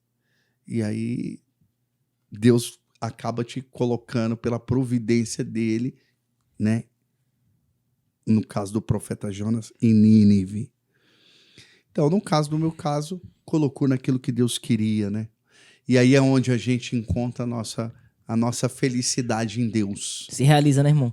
Por mais de todo o sofrimento, que eu sofri no mundo, mas dentro da igreja não se compara mais nem. Não se compara. Mas a diferença é que no mundo eu sofria sem Deus.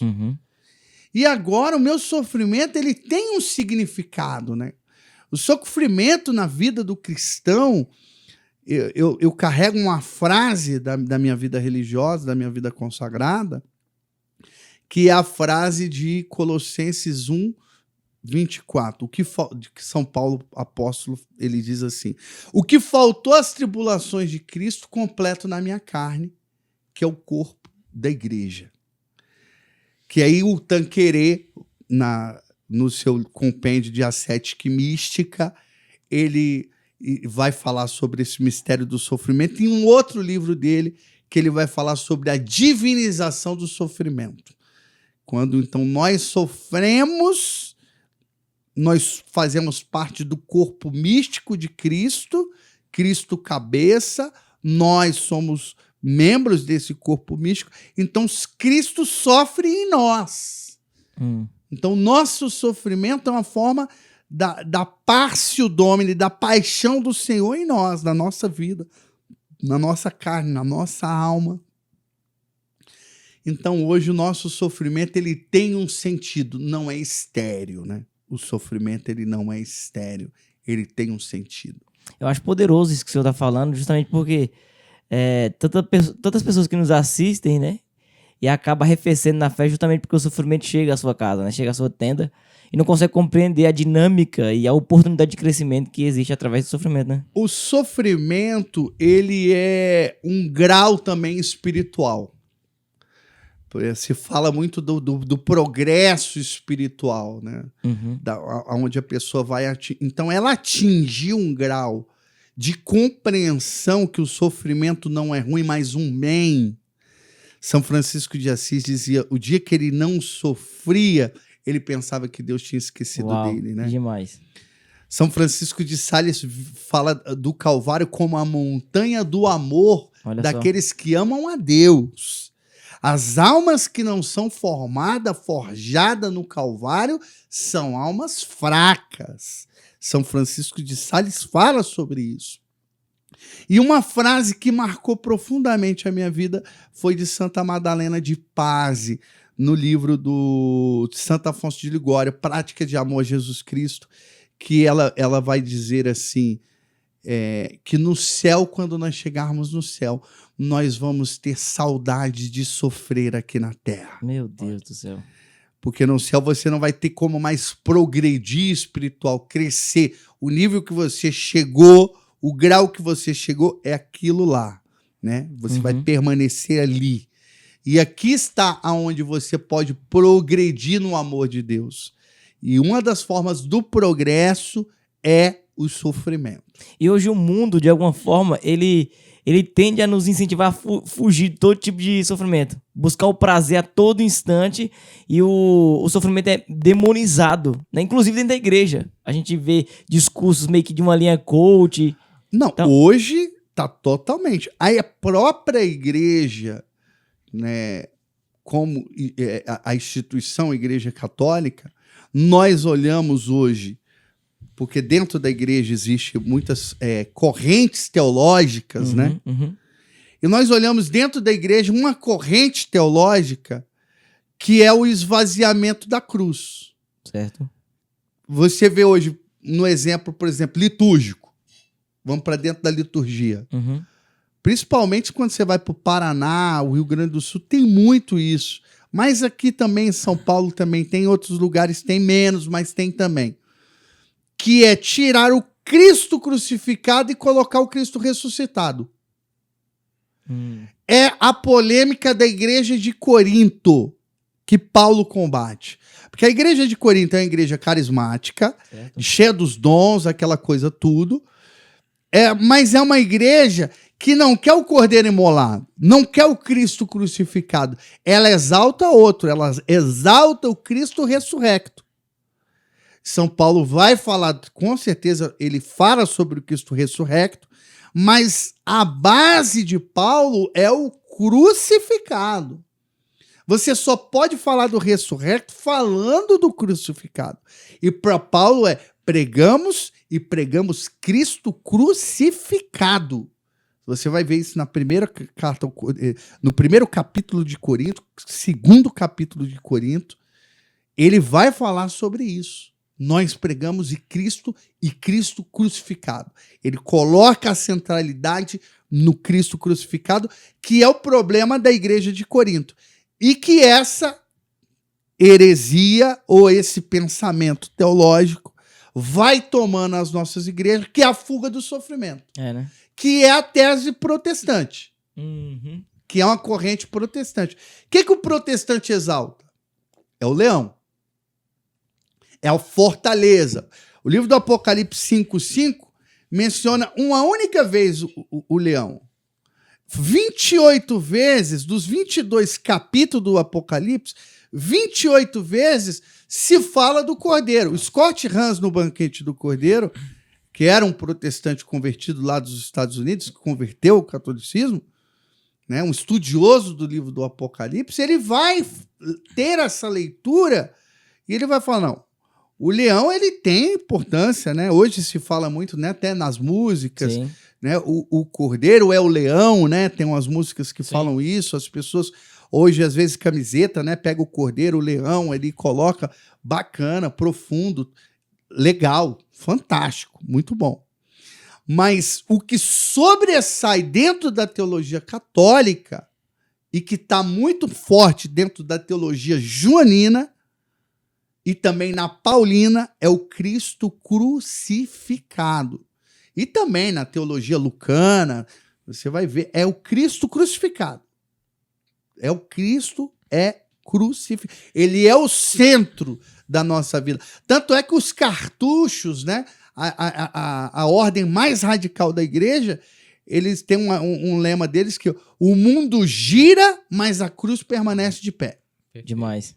Não, o mundo gira, mas a cruz permanece de pé. E nós, como cristãos, e eu me incluo dentro dessa realidade, o modernismo, o mundo contemporâneo, o hedonismo, a busca pelo prazer, as facilidades do mundo moderno, ele quer fugir é como um animal, porque o animal, o padre Paulo fala muito isso, dando esse exemplo, né? O animal é o quê? Foge da dor, busca prazer. Foge da dor, busca o prazer. É o homem se tornando um ser puramente instintivo, né? Isso, puramente instintivo. Fugindo da dor e procurando o prazer. E aí são almas fracas.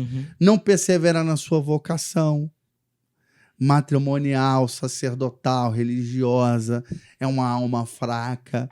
É uma alma que não suporta as dificuldades, os problemas do mundo que atingem hoje. Porque não se medita no Cristo crucificado. É tão interessante que até no Apocalipse se apresenta ali o cordeiro imolado, mas como que de pé. Que seria a imagem já do Cristo ressuscitado, mas com as marcas ainda. Porque poderia simbolizar, é o leão rugindo, mas coloca o cordeiro imolado, mas como que de pé. Como mesmo que assim, de pé. ainda nessa... E o senhor enxerga como essa realidade, né? Por exemplo, nos dias de hoje, se fala muito sobre a crise na igreja. A crise teve no decorrer de todos os tempos, mas principalmente agora se fala muito, a gente vê muita gente postando vídeo, falando a respeito da crise, tendo impressa até no Vaticano. Há pouco, né, se falou a respeito da nomeação do cardeal argentino, o Tocho, né, para a Congregação da Doutrina da Fé, e foi muito polêmico, apesar... também por conta dos escritos dele anteriores, né? São escritos polêmicos e tal. E entra todo mundo fala, essa nomeação é fruto de uma crise na igreja, e muitas pessoas pedindo posicionamento. Como é que o senhor enxerga essa realidade? Seja também por esse pensamento que atinge toda a igreja, tentando fugir daquilo que é o sofrimento, e essas coisas vão adentrando porque são pessoas que têm uma visão mais confortável de acariciar, de zelar, de algum modo. O senhor acha que isso tem a ver uma coisa com a outra ou não? São críticas que não têm fundamento? A igreja está em crise. A igreja está em crise, é evidente isso, né? Hoje se fala dessa crise da igreja, né? Teólogos se debruçam sobre isso, né? Sobre a crise da igreja. E isso é evidente, é com você ter um problema na sua casa e você não quer ver. Você tem um filho drogado, fala, pô, tem um filho drogado. Não, meu filho é maravilhoso. Fingir que não existe não vai resolver, né?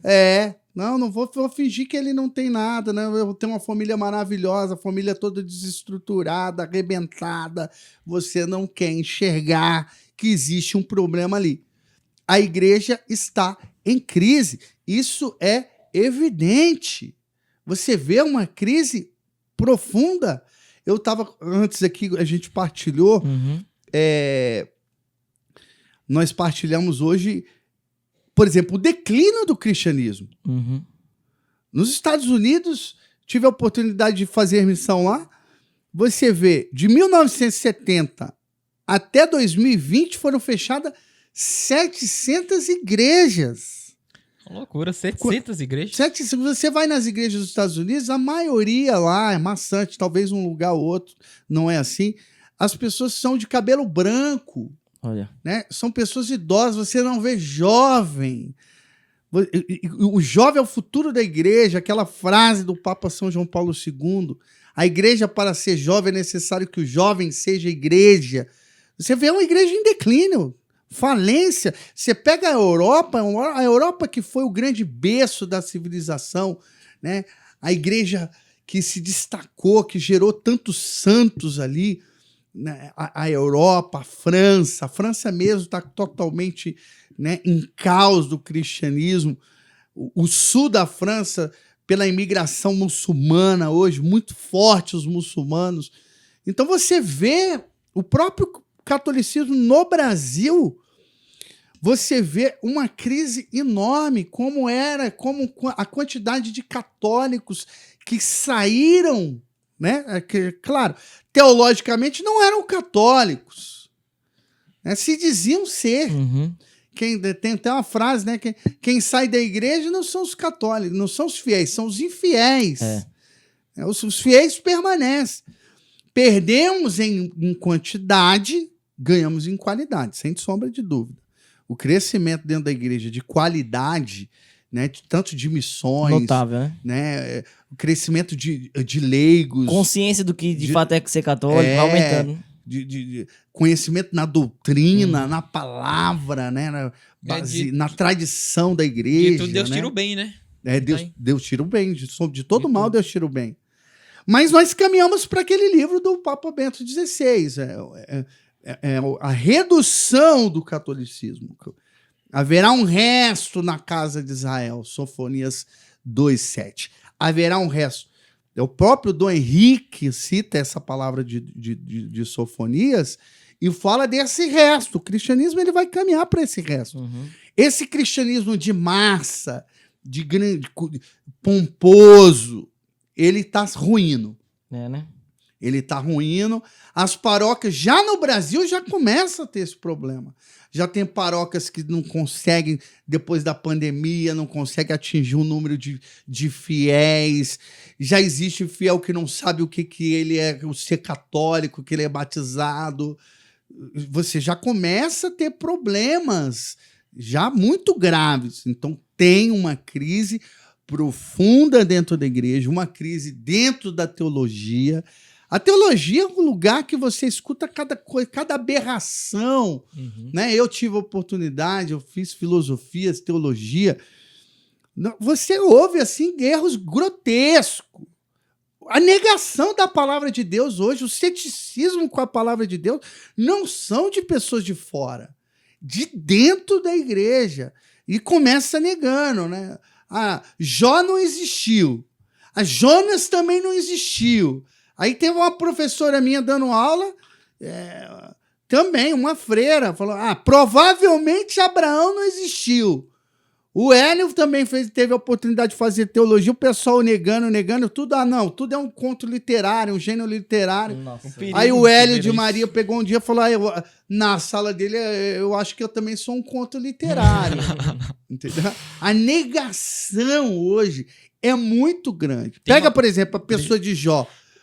Pessoas que afirmam que Jó existiu, eu sou dessas que afirmam que Jó existiu. É raro. Que eu li que afirmava assim, mais no tempo contemporâneo da existência de Jó, eu lembro do Padre Forté, na Suma Demoníaca, ele fala sobre isso. E ele fala na Suma Demoníaca desse ceticismo com a palavra de Deus, a dúvida da palavra de Deus. Hoje se duvida. Uhum. E essa dúvida veio também de uma corrente protestante, né?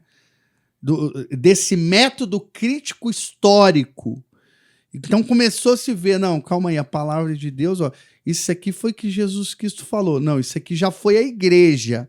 Então começou a se picotar a palavra de Deus, o que Cristo falou, o que Cristo não falou, o que foi que a igreja colocou dentro da palavra de Deus.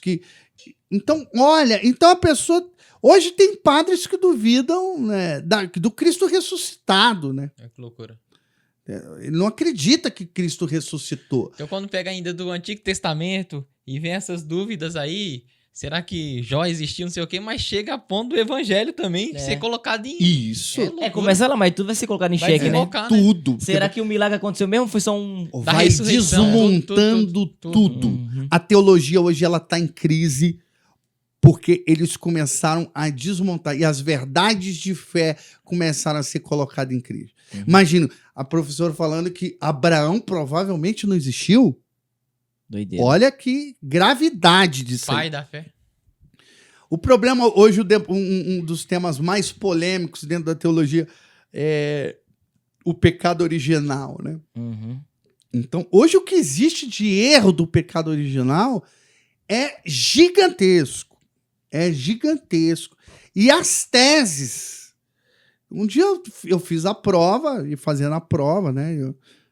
A professora dando a aula lá, e aí ela começou a entrar no tema do pecado original, e eu vi assim, a aberração. Não, porque na verdade o pecado original foi original para Adão. Mas aí depois que Caim pecou, o pecado foi original para Caim. E assim sucessivamente. Aí eu falei, nossa... Onde isso aí vai chegar? Eu falei, professora, mas calma aí. Romanos 5,12 diz que por um só homem entrou o pecado e o pecado passou a todo o gênero humano. O pecado gerou a morte e a morte passou a todo o gênero humano. Romanos 5,12. Apóstolo Paulo, teólogo do gentil, o maior doutor da igreja primitiva. O único que era doutor, que Aham. tinha título de doutor, era Paulo dos Apóstolos, de tudo. Ele está afirmando isso aí. Aí a professora falou, não, nós estamos vivendo um período que a teologia vai dar uma guinada. E aí eu falei do catecismo, da igreja, que o catecismo é, Afirma. claro, Uhum. pecado original. Porque na visão dela, então, todo mundo nasce imaculado. E tem o seu pecado. Cada um, exatamente. Responsável pelo seu B.O., né? Exatamente. Olha é só, isso aí. ó o E a perigo. tradi- Olha a e a gravidade A da tradição já mostra isso com a história, que não é assim. Até João Batista sendo santificado no ventre ainda. coisa. Aí você vê outro erro que eu vejo gravíssimo dentro da teologia. Quando você fala, não, Adão era um povo. Eva era um povo, né? Você escuta muito isso. Né? Isso aí tá. E você vê pessoas renomadas dentro da igreja, estudioso, pessoas até ortodoxas, né? Que pensam assim de uma maneira mais ortodoxa, assim, um pensamento falando isso aí. Só que quando você fala isso aí, você desestrutura totalmente, você nega a palavra de Deus. Você nega esse texto de Romanos 5,12. Adão é uma pessoa, é um homem Isso. singular. É o que eu creio. E o que a igreja de sempre, da doutrina de sempre, crê. Mas existem esses debates do mundo moderno. Né? É porque eu vejo que muita gente começou a levantar a ideia de que Adão, ele é um ser, é um povo, pra tentar explicar. Peraí, mas se Adão é um homem e Eva uma mulher, como é que se socializou? Teve incesto. Exatamente. É- O é que começa- acontece? Porque no período ali bíblico, a lei, quando Deus ele vai colocar uma lei específica, ele chega assim, para o crescimento populacional, Deus ele não estabelece a lei ali, específicas.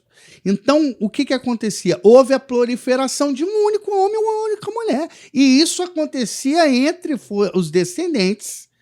Acontecia isso.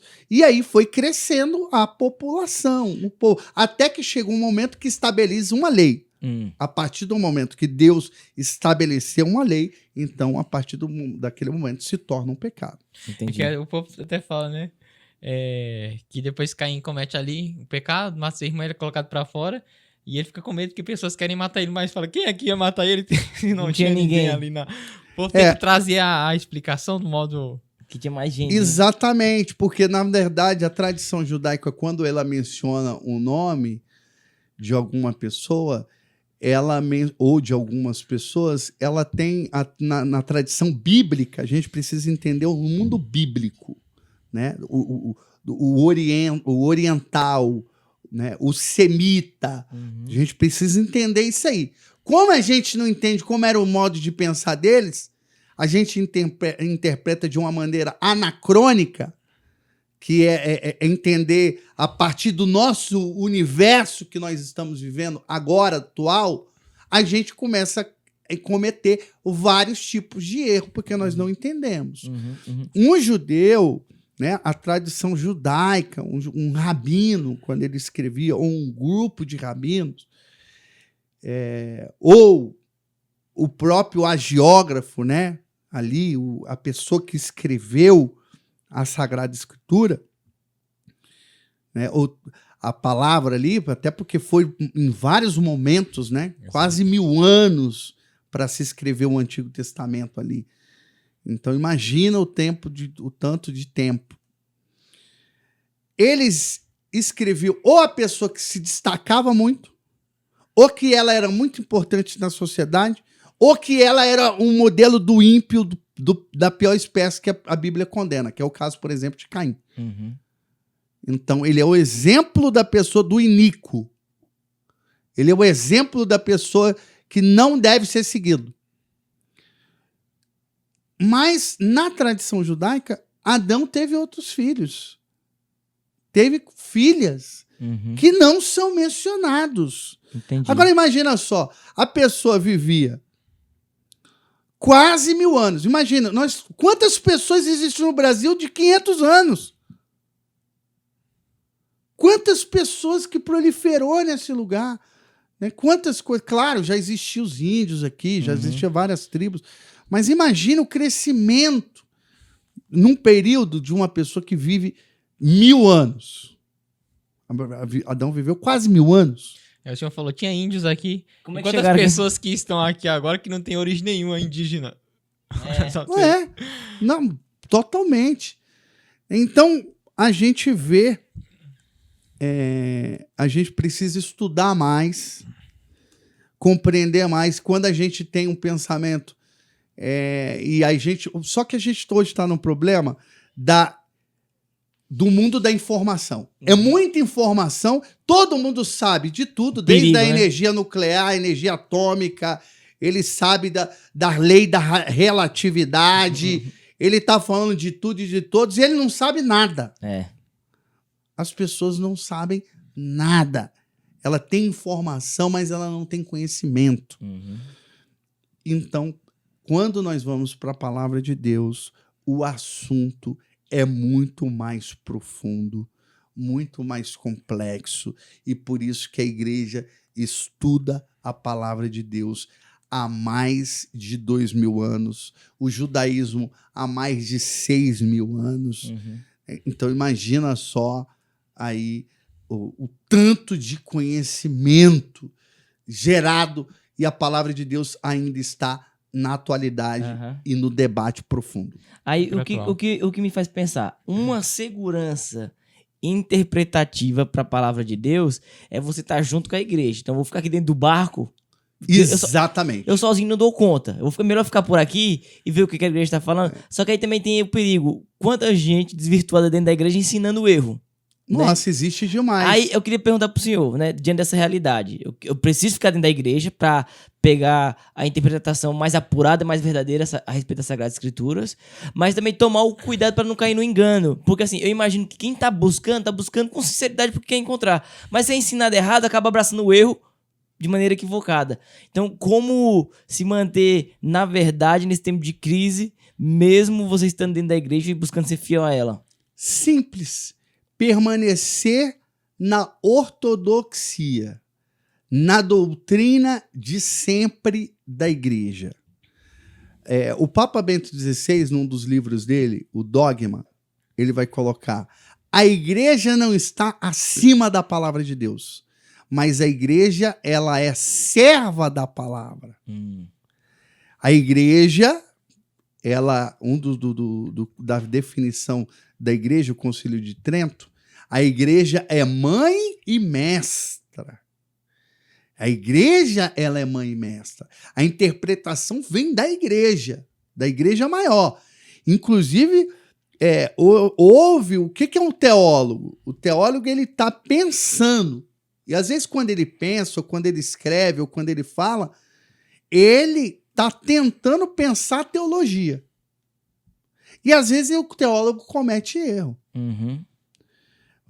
Ele erra alguma coisa, ou ele tem algum entendimento. Por exemplo, São Jerônimo, que é o doutor máximo da Sagrada Escritura. A igreja dá esse título para ele, né? São Jerônimo, quando ele entra dentro do judaísmo, que ele começa a entrar, então ele começa a ter uma visão um pouco meio preconceituosa com o grego. Então ele quis ir pelo cânon mais judaico. E o cânon judaico era tirar os deuterocanônicos. Sim. Não aceitar os cristos em grego, só o hebraico. Mas o Papa Dámaso, aí fala, não, o grego está na igreja. Uhum. Os que são inspirados.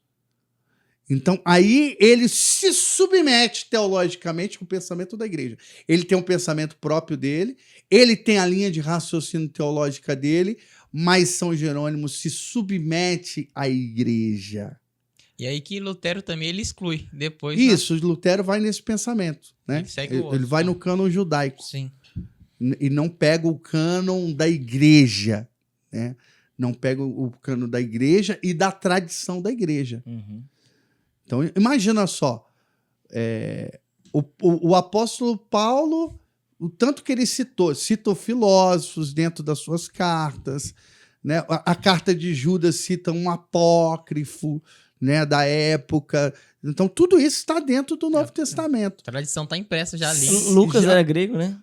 O próprio apóstolo Paulo cita muito no grego, Uhum. né? Ele cita os textos em gregos, então isso está muito comprovado aí.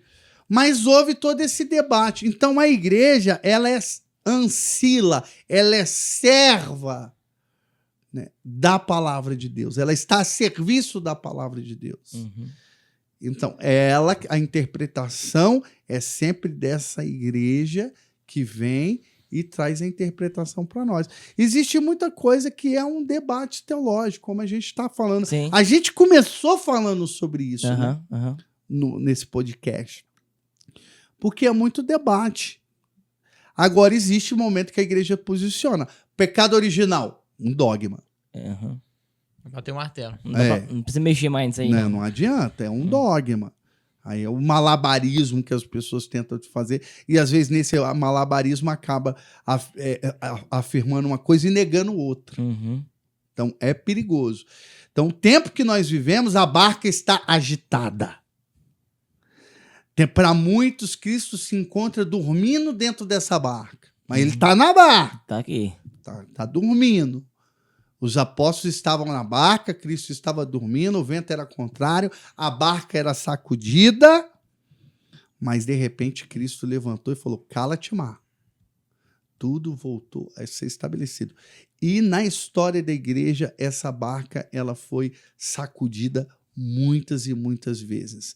E nós estamos num período de sacode, do vento contrário.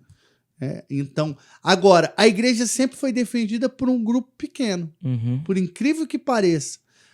Se você pega o período, por exemplo, das pessoas que defenderam a igreja, por exemplo, São João Crisóstomo, ele foi condenado num sínodo. Nós estamos agora na época de sínodo, né? Falando muito sobre sinodal. E aí, foi num sínodo que São João Crisóstomo foi condenado. Olha só. Em 85 artigos, porque juntou vários bispos. E foram todos contra São João Crisóstomo. E ele foi condenado num sínodo. Mas é o quê? Pra excomungar ele mesmo? Isso. Era? Como herege. Ele foi condenado como herege. Olha só. Ele foi condenado como herege. Não sabia não disso aí, não. Um sínodo de 85 artigos. E ele morre indo para o exílio, exilado e como um herege. E depois da morte dele, mais na frente, a igreja analisa, calma aí, esse homem foi, na verdade, um santo. A igreja tem isso, né? A igreja, às vezes, né? A igreja homens, às vezes, ela tem essa coisa do ferir, Uhum. e a igreja que fere é a igreja que cura. Foi o calvário dele, né? O sofrimento que a gente tá falando. Foi o calvário dele. Santa Joana d'Arc, né? Sim. Os homens ali, alguns homens misturados ali, a igreja e Estado junto, naquele período, aquela coisa muito política e tal. Santa Joana d'Arc, não, eu tô tendo a visão de São Miguel Arcanjo, Deus está... É bruxa, queima! Receba. Fogo!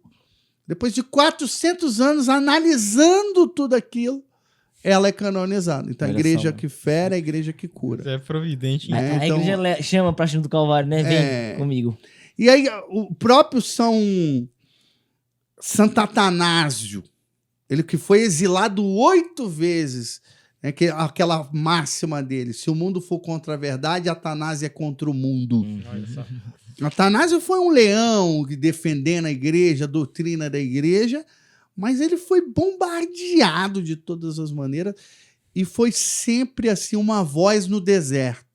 Naquele período do arianismo propagado dentro da igreja, bispos, padres, a maioria da igreja era toda ariana, mas havia os leões, havia os cães do Senhor, os dominicanos, né? Uhum. Os cães do Senhor de guarda, Que demais. né? Que defendem, né? Que lutam por essa igreja, que morrem por ela, que decapitado, botando fogo, com espada, com tortura. A verdade, ela precisa ser defendida. Esse dia eu conversei com um bispo, ele falou, pregue a verdade. Que demais. Não deixe de falar a verdade. Porque hoje a verdade ela é colocada em crise dentro da nossa própria igreja. Triste. E é interessante eu falar que é sempre um grupo pequeno, porque o arianismo ele se tornou a maioria dentro da igreja, né? A igreja era ariana, em termos de Exatamente, quantidade. é. Que E loucura, hoje nós estamos vendo muito pensamento herético, né, dentro de muitas correntes teológicas estabelecidas aí e que tomou uma proporção assim dentro da igreja, mas assustadora. Mas existe os cães de guarda da igreja, os leões. Existe aí os soldados de Davi, né? Que Deus Um nos dê a esquadrão graça. seleto que vai lutar pela igreja e vai falar, opa, alto lá. Você vê Isso aí não. a riqueza. Quando se fala em dogma, parece ser um negócio muito, né?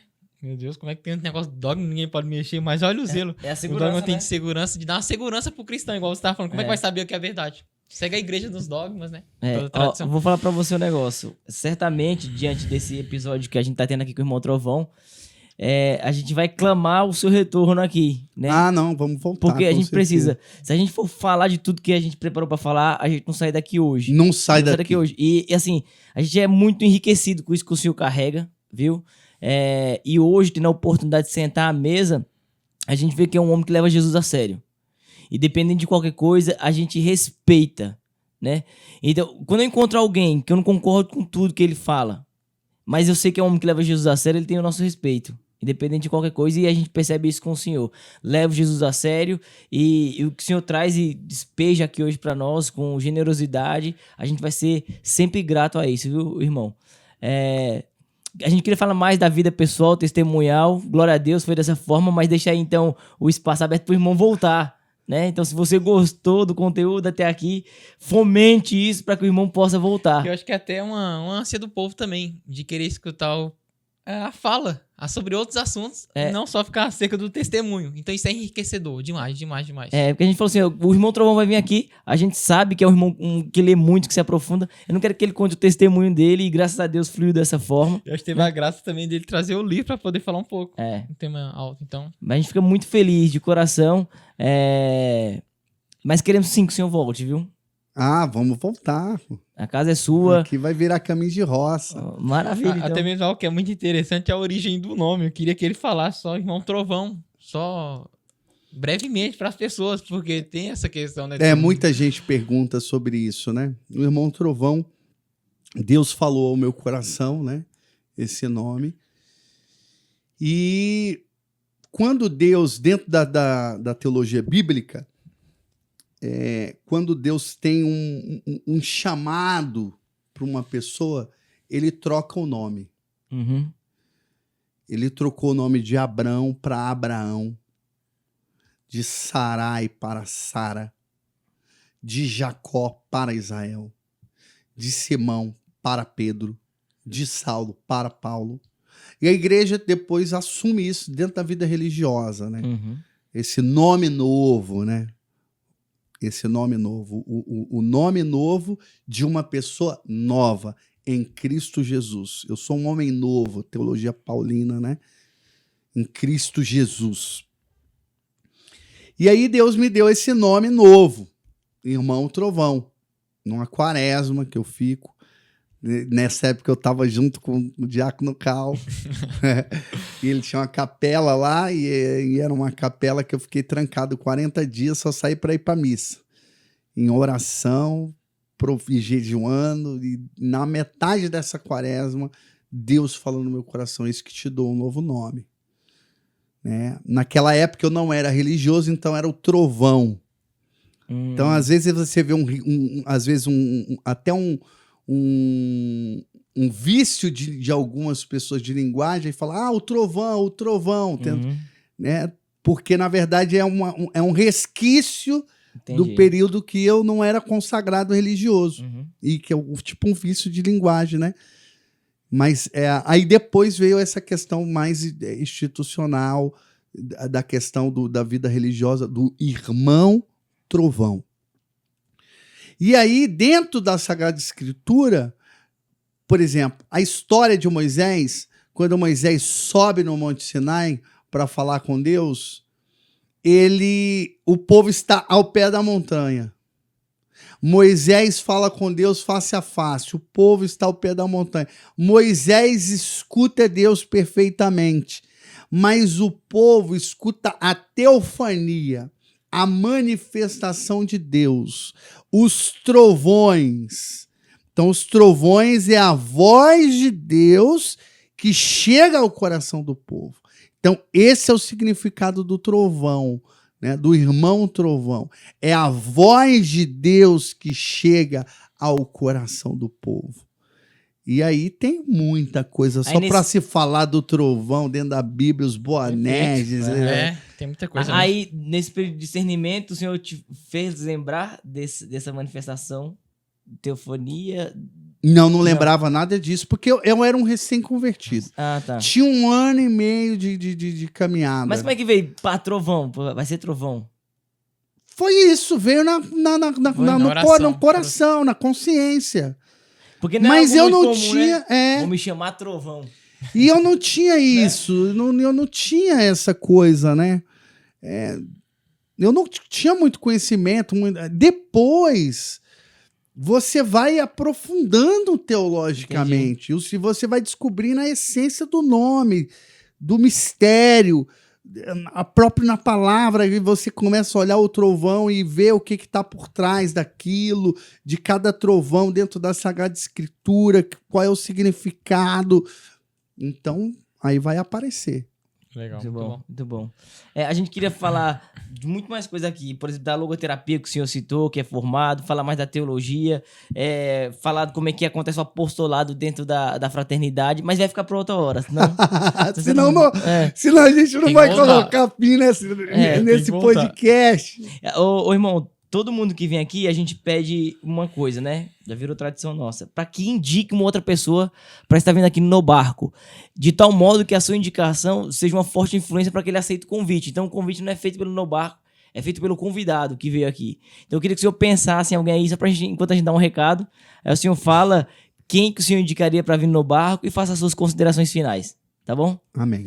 Eu queria, então, agradecer quem nos ajuda e faz a parada aqui acontecer, tá? Que é a Jacob Solar. A Jacob Solar é uma empresa que faz instalação de placa fotovoltaica. Se você já acompanha... Onde você quer que eu olhe, Jacob? Aqui ou aqui? Aqui, beleza. Se você, então, acompanha o No Barco, você sabe que o Jacob é um grande parceiro do nosso apostolado. Se você está chegando aqui pela primeira vez, veio por intermédio aí do irmão Trovão, saiba disso. Se você quiser fazer instalação de placa fotovoltaica, a melhor empresa para você contratar é a Jacob Solar, porque é uma empresa católica, que preza pelos valores católicos, vai trabalhar com honestidade e ajuda o apostolado a acontecer. Então, saiba você que você pode pensar assim, instalar placa fotovoltaica é caro. É claro, nada que é bom é barato. Porém, não é um gasto, é um investimento, porque o valor que você paga de conta de energia, de repente é o valor que você vai pagar na parcela da instalação do produto, entendeu? Do serviço. Então vale a pena. E economiza quanto de energia? É um investimento inteligente, né? 95%. Olha só. Então, quanto maior a sua conta de energia, mais rápido é o retorno. Então, você que conhece alguma fraternidade, que tem um espaço grande, que consuma muita energia, paróquia, comunidade, leve essa ideia pro pessoal e incentive, faça um orçamento sem compromisso, liga lá na Jacob, faz orçamento, ele vai te dizer as maneiras com que isso aconteça e você vai estar ajudando a evangelização a acontecer. Jacob levando a luz ao mundo aí, né? Tá vendo aí, ó? Seja luz, Jacob, seja luz. Bora nessa. Tem sol lá na Bahia, não tem? Com força? Tem. Então, o pessoal da Bahia que quiser fazer uma consulta, Jacob pra ir. leva Jacob pra instalar a placa fotovoltaica aí, você ajuda o barco a navegar e chegar mais longe. Amém? Perfeito. Amém, meu irmão. Amém. Inclusive, a ordem hoje que o irmão faz parte, lidera, não é nos moldes convencionais, porque acho que o senhor construiu algo parecido com um mosteiro lá. É isso. Não é? Ela é toda na pedra, na rocha. Então é bem interessante. A Fraternidade de Combatentes na Fé, a sede, né? Que legal. Fica aí à vontade agora de nós lá conhecer. No dia que estiver por lá, bater na porta do mosteiro lá. Trovão! Irmão, quem o senhor então indicaria e quais são suas considerações aí diante desse que conversemos hoje aqui no barco? Olha só, eu indicaria não uma pessoa, mas 2 pessoas, o Hélio e o Celito, né, que são os amigos da cruz, né? A gente sempre faz ali também os amigos da cruz e tal. E são umas pessoas aí hoje também de doutrina segura, né? Ótimo. Né? São Isso é importante também, porque a gente falava que nós não conhecíamos todo mundo do meio. Aí a gente tava ouvindo a pregação do Anderson, ele citava o irmão Trovão. Aí eu ouvi a pregação do irmão Trovão, ele citava o Hélio. Aí a gente foi conhecendo. Então isso é importante, essas referências, pra gente não se perder também. Exatamente. Então são duas pessoas aí que eu recomendo. O Cal já teve aqui, pode inclusive olhar aqui pra cá e chama eles, porque o senhor convida, nem a gente. Ah, é? Hélio e Celito, Garcia, Hélio Maria, vocês estão convocados para estar na barca e dar o brado aqui, meu irmão. A convocação aí, ó. Em nome do Senhor Deus dos Exércitos, Jesus Cristo, e pelo coração imaculado e triunfante e valente da Virgem Maria, vocês estarão aqui, eu profetizo no nome do Senhor. Aleluia. Dos Exércitos. Cara, isso é uma indicação. Isso é uma convocação, que indicação, pai. E outra, e é bom o pessoal saber também, né? Veio o Diácono Cal, veio o irmão Trovão e vai vir, por conta da indicação, o terceiro homem que mais ama a Virgem Maria no Brasil, que é o Hélio, né? É o terceiro, né? Eu não sei qual que ele é, eu sei que eu sou o primeiro. Aleluia. Dentro das tantas discussões que tem na igreja, essa é uma. É uma briga teológica daqui uns anos, vocês vão ver. É isso aí, irmão. A gente agradece, muito obrigado. Se você quiser fazer alguma consideração, o espaço é seu. Olha, eu quero fazer uma consideração em cima da barca, né? Da barca, esse quadro lindíssimo de vocês, né? Da barca, fantástico. Eu até falei dessa barca que acharam no primeiro século lá em Israel, né? E que ela tinha 8 tipos de madeira dentro dessa barca do primeiro século.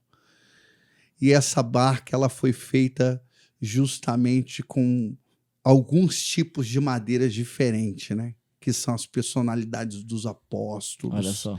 Né? A gente vai vendo toda essa diferença, às vezes, de pensamento paulino, pensamento petrino, pensamento lucano, mas todas, de repente, se unificam, né? Formando essa unidade da igreja, essa força dessa igreja una, católica, apostólica romana. Nós vivemos esse período de celeuma, de ventos contrários, de noite escura, da barca agitada. Mas eu acho interessante porque tem um bispo que eu gosto muito, que é Dom Gregório Paixão, e ele justamente falava sobre esse Cristo que está na barca, que pode estar até aparentemente dormindo, mas ele está na barca. Uhum. Então, essa barca é a igreja, e essa igreja ela tem um fundamento de Mateus 16, 18, Pedro, tu és pedra, e sobre esta Aleluia. pedra edificarei a minha igreja, e as portas do inferno não prevalecerão contra ela. Você pode até não entender o seu tempo, você pode até não entender, né? Inclusive, houve um período da época que tinha 3 papas que não entendiam o mistério do Papa na época. Você pode até ter muitas dúvidas, mas uma coisa que não tem dúvida e nunca terá é que as portas do inferno nunca prevalecerão contra a igreja de Cristo. Aleluia. Ele está na barca. Diante disso, só podemos dizer uma coisa: permaneça no barco, porque fora do barco não há salvação. Glória a Deus. Fora do barco é barca furada. Isso. Fora do barco não tem jeito. Fora do barco, do verdadeiro barco, é barca furada. Não entra nessa barca. Amém. Glória a Deus. A gente ia encerrar, mas eu queria só deixar uma coisa aqui que eu senti. Se alguém quiser ajudar a fraternidade, como é que faz? Financeiramente eu tô falando. Isso. Ela pode entrar em contato conosco. Uhum. A gente vai fazer o seguinte.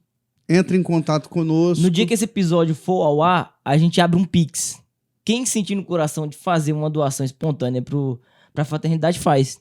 Então a gente pega um Pix lá com o irmão, deixa esse Pix ativo enquanto o episódio estiver no ar e a pessoa assistir, quiser fazer. E a gente dá uma fomentada também na rede social no dia que for lançar e tal. Ou pode Incentivar a galera. ser também o número da conta, tudo. Maravilha, vamos fazer isso? Vamos? Vamos. Maravilha, com certeza. então. É isso, irmão. Muito obrigado. Deus abençoe, viu? E permaneça Amém. no barco.